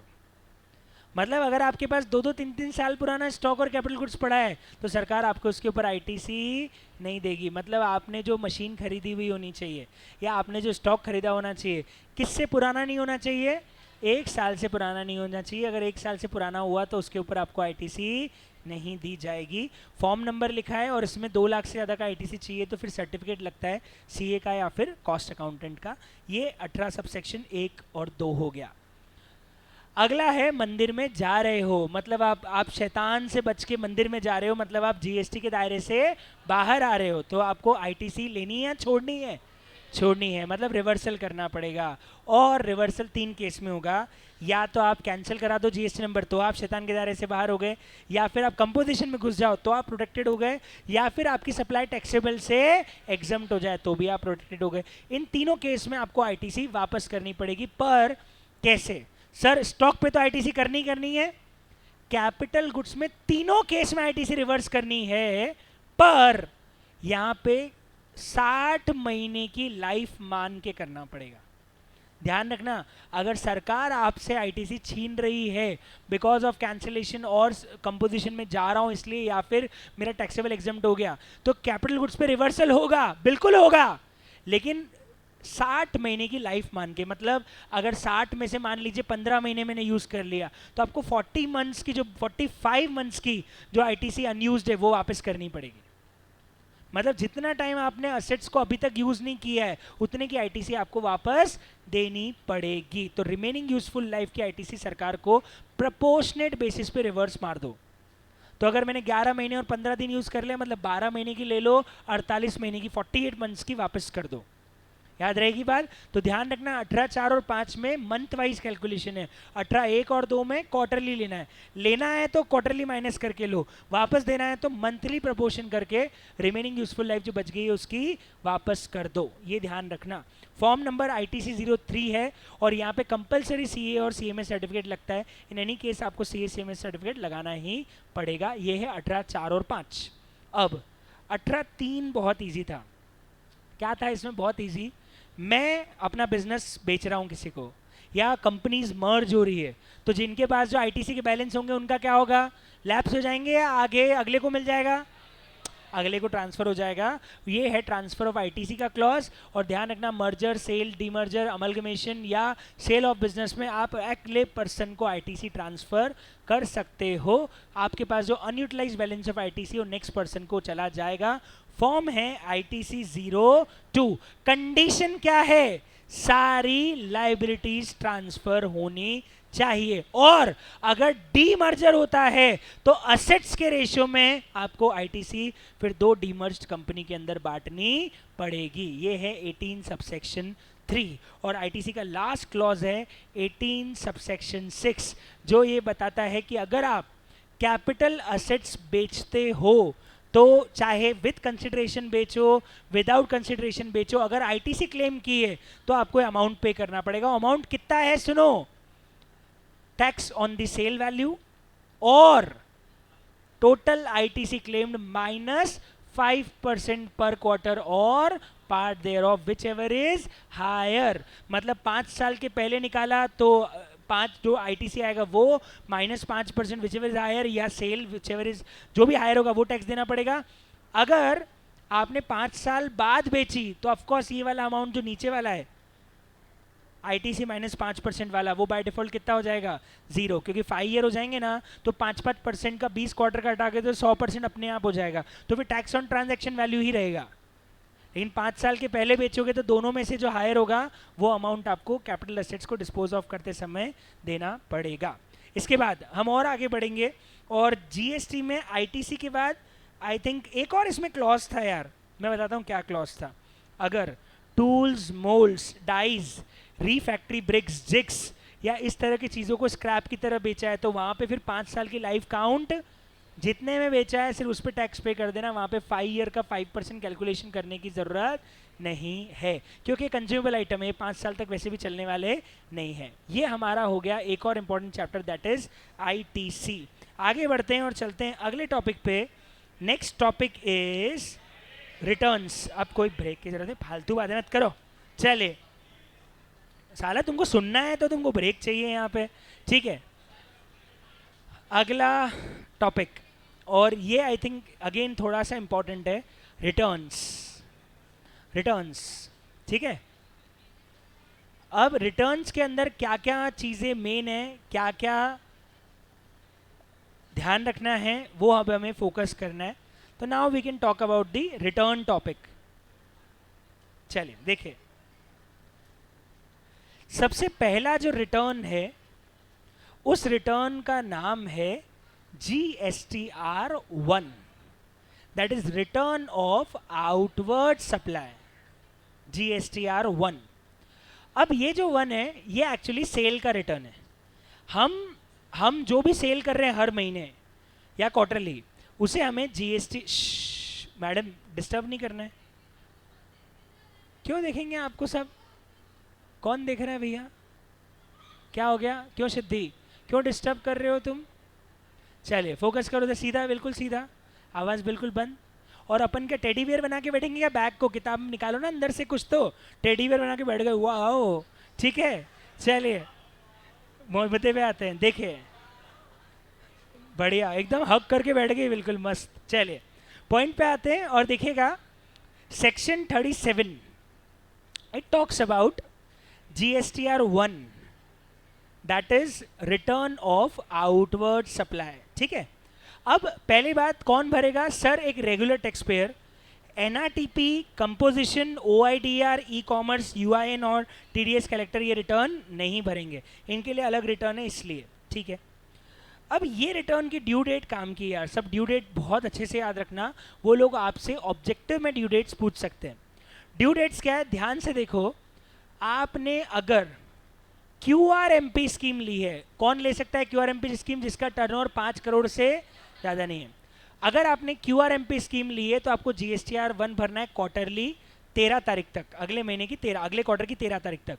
और अगर आपने मंथली स्कीम ली है तो आपको GSTR1 भरना है हर महीने अगले महीने की 11 तारीख तक, ठीक है साहब। ये पता है इतना वियर्ड क्वेश्चन एग्जाम में 2 बार आ चुका है, इतना बेसिक क्वेश्चन, क्या GSTR1 मंथ खत्म होने से पहले भी फाइल हो सकता है? 2 केस में, या तो आपका रजिस्ट्रेशन एक्सपायर हो रहा है बिकॉज कैजुअल टैक्सेबल पर्सन का रजिस्ट्रेशन एक्सपायर हो जाता है, या धंधा बंद हो जाए। इन 2 केस में आप मंथ खत्म होने से पहले भी GSTR1 भर सकते हो। एग्जाम में ऐसा चिंदी क्वेश्चन 2 बार आ चुका है अभी तक कि GSTR1 क्या मंथ क्लोजर के पहले भरा जा सकता है। जी हाँ, 2 केसेस के अंदर ही भरा जा सकता है। अब GSTR1 में गलती हो जाए तो रेक्टिफाई करने की टाइम लिमिट वही है, वो आईटीसी वाली। अगले साल के सितंबर महीने का जो रिटर्न जाएगा उसमें जो जो गलतियां हैं वो सब आप ठीक कर सकते हो, मतलब वहां तक जो गलती सुधारनी है वो गलती और annual return which ever is earlier तक सुधार सकते हो। ठीक है, जीएसटीआर वन के कंटेंट्स इतने इंपॉर्टेंट नहीं है, एक बार मॉड्यूल से देख लेना। मेनली उसमें सेल है, B to B, B to C large, उसके अलावा export invoice, credit note, debit notes, उसके अलावा आता है एडवांसेस का एडजस्टमेंट, उनके अमेंडमेंट जितने भी वो सब कवर हो जाते हैं, HSN कोड और साथ में डॉक्यूमेंट्स की लिस्ट, ये सब जीएसटीआर 1 के कंटेंट्स है साहब। अब मैंने बताया था जीएसटीआर 1 में अगर आप सेल डालोगे तो सामने वाले के आईटीसी कौन से रिटर्न में दिखेगा, जीएसटीआर 2B, वो उस बेस पे 2B जो है उसका आईटीसी क्लेम कर सकता है। 2A भी होता है, 2B भी होता है। अब दोनों में फर्क क्या है वो भी बता देता हूँ। 2A और 2B दोनों में आपको परचेज दिखेगी, बट 2A सामने वाला जब डालेगा वो रियल टाइम बेसिस पे चेंज होता रहता है, और 2B रिजिड है। रिजिड है मतलब ये एक पर्टिकुलर डेट को ही जनरेट होगा और उस पूरे महीने के लिए यही रहेगा। तो अगर मान लो मैंने 11 तारीख को उसमें सेल चढ़ाई तो उसको 14 तारीख को जो 2B दिखेगा, अब वो उसके आईटीसी क्लेम कर सकता है। अब वो पिछले महीने का बिल हो तो भी इधर ही दिखेगा, जब मैं अपलोड करूंगा उसी महीने में 2B दिखता है, जबकि 2A में जब ओरिजिनल इनवॉइस का डेट था उस महीने में शिफ्ट हो जाता है। तो मान लो मैंने 3 महीने पुराना बिल गलती से अब अपलोड किया तो 2B में इस महीने दिखेगा और 2A में वहीं दिख जाएगा जिस महीने का वो एक्चुअली इनवॉइस था। तो सरकार आईटीसी 2A से नहीं देती, सरकार आईटीसी 2, क्योंकि सामने वाले ने तो अब टैक्स भरा ना, तो आईटीसी भी उसको इस महीने मिलेगी, चाहे वो बिल 3 महीने पुराने ही क्यों ना हो। तो 2B के हिसाब से आईटीसी मिलती, ना कि 2A के हिसाब से। बहुत बढ़िया। अब ये मैंने एग्जाम्पल लेके आपको पूरा समझाया था, जुलाई का, अगस्त का क्या होगा, मंथली, क्वार्टरली। अब सुनना, एक और इंटरेस्टिंग चीज़ थी इसके अंदर।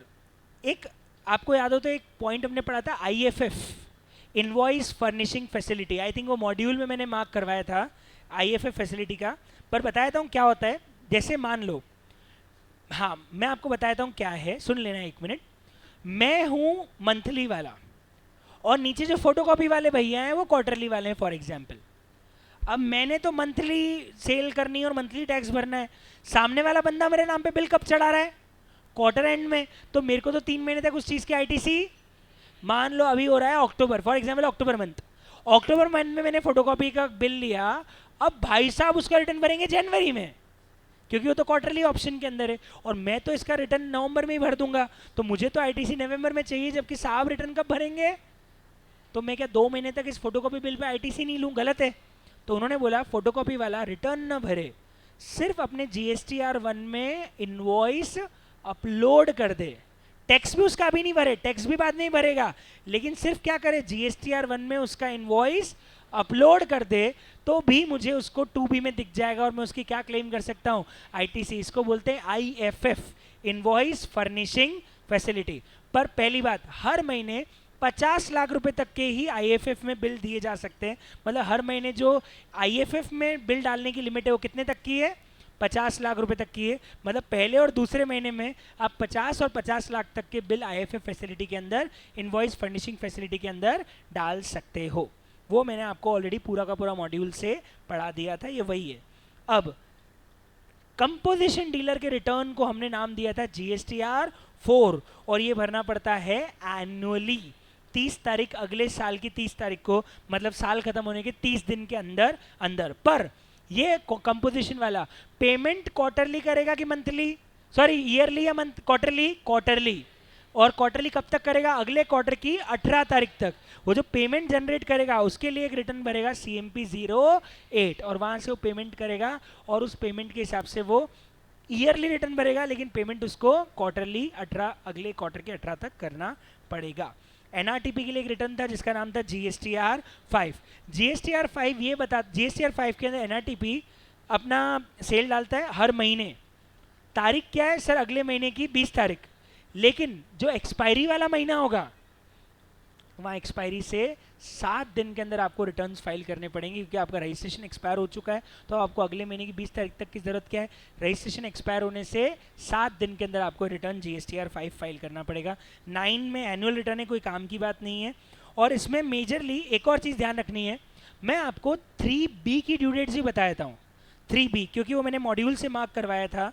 तो मॉड्यूल में से एक तो ये रहा आईएफएफ फैसिलिटी, ये मैंने आपको ही पूरा बता दिया है कि आप अगर अभी रिटर्न नहीं फाइल कर सकते तो आप इनवॉइस अपलोड कर दीजिए, वो भी काम हो जाएगा। उसके बाद मैंने आपको कंटेंट्स रीडिंग करने के लिए बताई दी है GSTR1 के अंदर क्या क्या कंटेंट्स है। इसके बाद ये वाला भी काम का था, ये मैंने बताया था, हम जब GSTR1 में इंफॉर्मेशन डालते हैं तो ध्यान रखना B2B तो इनवॉइस वाइज जाता है, B2C लार्ज भी इनवॉइस जाता है, लेकिन B2C अदर्स इनवॉइस वाइज जाता है, स्टेट वाइज जाता है, स्टेट वाइज जाता है। मतलब अगर आपके B2C अदर्स वाले इनवॉइस है तो वो इनवॉइस आपको कंसोलिडेट एक साथ स्टेट वाइज डालने, मतलब आपको स्टेट वाइज सेल डालनी है, आपको एक एक पार्टी का बिल वहाँ पे चढ़ाने की ज़रूरत नहीं है B2C अदर्स के लिए। पर B2B और B2C लार्ज के लिए आपको फिर इनवॉइस वाइज इंफॉर्मेशन डालनी पड़ती है, ये भी एक इंपॉर्टेंट बात थी। HSN वाला भी याद रखना, है भी काम का है। क्या HSN कोड हर जगह लिखना कंपलसरी है? जी नहीं, अगर आप B2B कर रहे हो तब तो कंपलसरी है, लेकिन B2C में अगर आपका टर्नओवर 5 करोड़ से कम है तो फिर HSN कोड कंपलसरी नहीं, उल्टा ऑप्शनल है। B2B में कंपलसरी है और 5 करोड़ से ऊपर तो कंपलसरी है ही, 5 करोड़ से कम में B2B कंपलसरी है, B2C ऑप्शनल है, ये भी एक ध्यान रखना। इसके बाद मैंने आपको रेक्टिफिकेशन वाला पॉइंट तो बता ही दिया। GSTR1 एक और ये काम का है 2A 2B, ये बता दिया था मैंने। 2A अपडेट होता रहता है डेट के हिसाब से, लेकिन 2B रिजिड होता है। ITC 2A से मिलती है, 2B से 2B से ITC आपको मिलती है, ये भी मैं आपको ऑलरेडी बता चुका हूँ। इसके बाद मैंने आपको अगला पॉइंट बताया था 3B, यस ये काम की डेट है।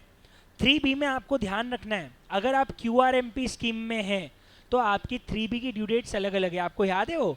अगर आप रेगुलर मंथली है तो आपकी 3B हर महीने की 20 तारीख को भरना है, लेकिन आप QRMP में आते हैं तो आप क्वार्टरली भरोगे 3B, पर क्वार्टरली कब भरोगे? 22 और 24। कुछ ऐसे एरियाज है जहाँ लगता है 22 और कुछ ऐसे एरियाज है जहाँ लगता है 24। तो 3B का अगर आप मंथली देखोगे तो ये है 20, लेकिन QRMP वालों के लिए है 22 और 24 तारीख। ये एक और इम्पॉर्टेंट बात है जो आप ध्यान रखना, ये भी मैंने आपको बता दिया था, ये सब एक बार मॉड्यूल से रीडिंग करना है। इसके बाद contents of GSTR 3B not very important. 4 मैंने बता ही दिया, 4 के बाद मैंने आपको 5 भी बता दिया, ये रहा 5 के बाद हाँ एक और काम की चीज़ है, टैक्स भरने की ड्यू डेट, ये बहुत शानदार है।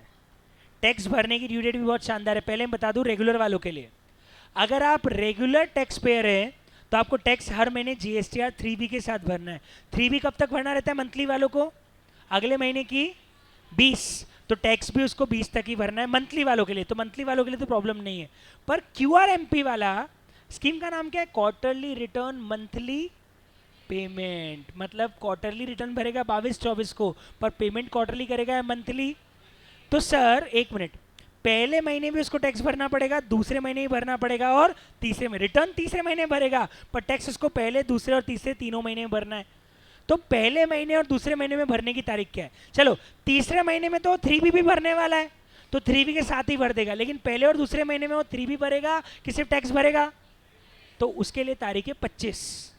क्या तारीख है पता है? सरकार ने क्या किया, इतनी अलग अलग डेट्स क्यों रखी? ताकि वेबसाइट हैंग नहीं हो। अलग अलग डेट्स इसलिए रखी क्योंकि सबको पता है लास्ट डेट पे काम होता है, तो अगर एक ही डेट पे सारे लास्ट डेट्स रख दोगे तो एक साथ यूज़र टूट पड़ेंगे और वेबसाइट क्रैश हो जाएगी। तो उन्होंने किसी के लिए 20, किसी के लिए 22, किसी के लिए 24, टैक्स पेमेंट के लिए क्या रख दी? 25। हमारी मुसीबत बढ़ा दी, हमको इतने सारे टाइम लिमिट याद रखनी पड़ेगी।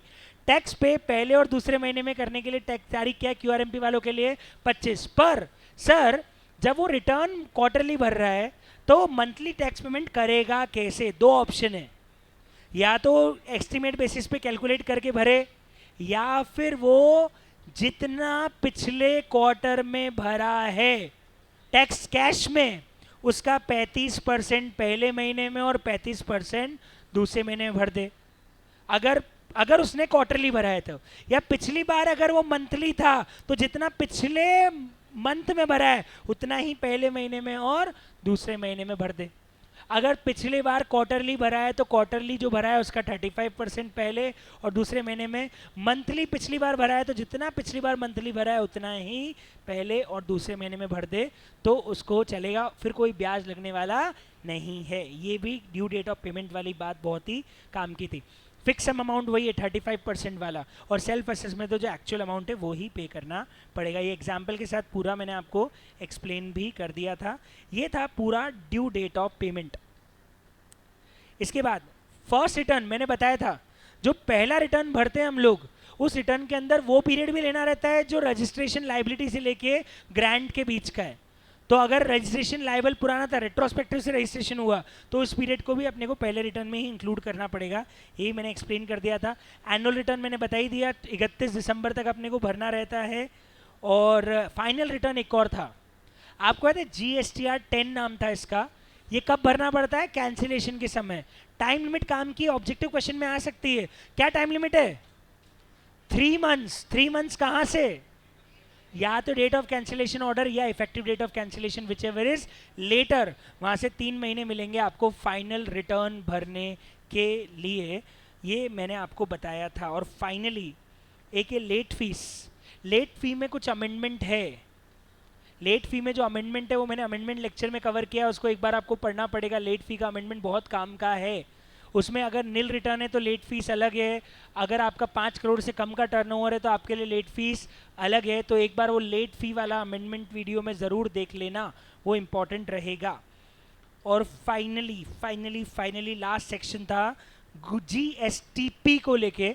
GST प्रैक्टिशनर, जो ये बताता है कि साहब एक आदमी GST प्रैक्टिशनर कब बन सकता है? जब या तो वो इंडियन सिटीजन हो, साउंड माइंड हो, इंसॉल्वेंट नहीं हो, और उसके पास कोई बीकॉम वीकॉम जैसी कोई डिग्री हो, या CA फाइनल या CMA फाइनल या CS फाइनल एग्जाम उसने पास किया हो, या वो पिछले कई सालों से टैक्स प्रैक्टिशनर या टैक्स रिटर्न प्रिपरेटर की तरह प्रिपरेशन कर रहा हो, तो वो बंदा जो है वो GSTP बन सकता है। GSTP क्या करेगा? GSTP एक कॉमन ID से कई क्लाइंट्स के रिटर्न भर सकता है, उनके रिफंड ले सकता है, उनके सारे के सारे काम कर सकता है। और फाइनली GSTP के लिए एलिजिबिलिटी बताइए, और ये हमारा रिटर्न चैप्टर भी हो गया पूरा खत्म। बताओ, रिटर्न चैप्टर समझ में आ गया? अभी ताली बजाने की जरूरत नहीं है अभी जी। हाँ, एक क्लॉज और था, मैं बता देता हूँ। QRMP में ऑप्ट इन और ऑप्ट आउट का क्या टाइम पीरियड है? याद है आपको? कब ऑप्ट इन करना है, कब ऑप्ट आउट करना है? मैं आपको बता दूं, जिस क्वार्टर के लिए ऑप्ट इन कर रहे हो उसके पिछले क्वार्टर के दूसरे महीने की पहली तारीख से जिस क्वार्टर के लिए ऑप्ट इन कर रहे हो उस क्वार्टर के पहले महीने की आखिरी तारीख तक। मतलब अगर आप अक्टूबर टू दिसंबर क्वार्टर के लिए ऑप्ट इन या ऑप्ट आउट करना चाहते हो, ऑप्ट इन करना चाहते हो, तो अगस्त 1 अगस्त से लेके, सॉरी 1 सितंबर नहीं, अगस्त से ही ना, 1 अगस्त से लेके 31 अक्टूबर तक आप QRMP स्कीम ऑप्ट कर सकते हो। तो जिस क्वार्टर के लिए लेना है उसके पिछले क्वार्टर के दूसरे महीने की पहली तारीख से जिस क्वार्टर के लिए लेना है उस क्वार्टर के पहले महीने की आखिरी तारीख तक आप QRMP स्कीम इन भी कर सकते हो और आउट भी कर सकते हो। बताओ, ये बात आपको याद रहेगी? बहुत बढ़िया। अब मेरी बात सुनो। अब एक तो देखो पेमेंट ऑफ टैक्सेस करके टॉपिक है जो बहुत ही ईजी है। याद है आपको उसमें क्या क्या था? 5 मिनट लगेगा, उसको भी रिवाइज कर लेते हैं अपन लोग। 1 मिनट में फ़ोन कर देता हूँ, वो ऑर्डर किया था वो आया नहीं है अभी तक। 1 मिनट रुके, पूछ लेते हैं क्या बुलवाया, वो तो पूछ लेते हैं अपन।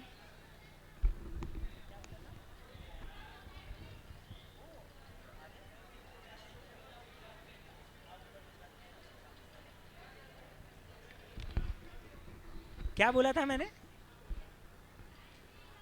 हाँ बढ़िया, ये कोई दिक्कत नहीं है। हाँ पंकज सर जी, भिजवा दीजिए आप ऊपर।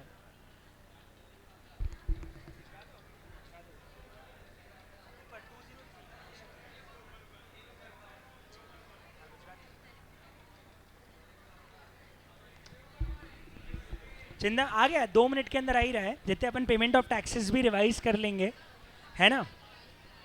और सैंडविच से बेटर है, मैंने बर्गर्स ऑर्डर किए, है ना, तो वो आ जाएंगे 2 मिनट के अंदर आ रहे हैं। ठीक है, चलिए देखिए, पेमेंट ऑफ टैक्सेस। देखिए, पेमेंट ऑफ टैक्सेस जो हैं, अब इसके अंदर हमारे पास हैं दो सेक्शन, 49 और 50। अब जो सुनना ध्यान से, section 49 and section 50, listen very carefully.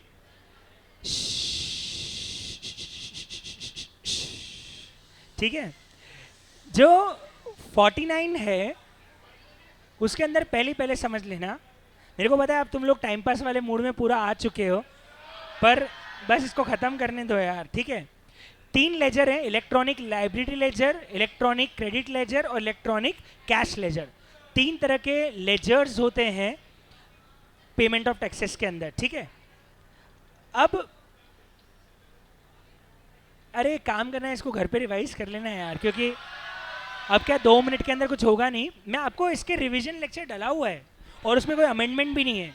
Payment of taxes का भी डला है और डॉक्यूमेंटेशन का भी डला है। हाँ, पूरा लेक्चर भी डला हुआ है और साथ में साथ में देखा जाए तो पूरा रिवीजन लेक्चर भी डला हुआ है। ई-वे बिल भी पूरा डला हुआ है यूट्यूब पे, हिंदी में भी डला है, इंग्लिश में भी डला है, दोनों में पूरा डला है ई-वे बिल। वो भी आप पूरा रिवाइज कर सकते हो। ये है, अब मैं बोल रहा हूँ है, रिवीजन में भी है पेमेंट ऑफ टैक्सेस का। आप यूट्यूब पे मेरे चैनल पे जाके पेमेंट ऑफ टैक्सेस सर्च कर लेना, अभी बताया था मैं आपको, है, सर्च कर लीजिएगा। हाँ, चलिए फटाफट आप ओके फटाफट डिस्ट्रीब्यूट करवा दीजिए। और जितने यार एक काम करते ना यार, बहुत टाइम हो गया, आप लोगों ने कभी गाना वाना नहीं गाया होगा क्लास में, तो आज सिद्धि को बुलाते हैं, सिद्धि गाना गाएगी। अच्छा नहीं गाती सिद्धि? नहीं, सिद्धि अच्छा नहीं गाती है तो कौन अच्छा गाता है गाना, उसको बुलाते हैं। मैं 1 मिनट रिकॉर्डिंग ऑफ कर रहा हूँ, 1 सेकेंड। अब ऑनलाइन वाले बच्चों को अंदर ही अंदर थोड़ा दुख हो रहा होगा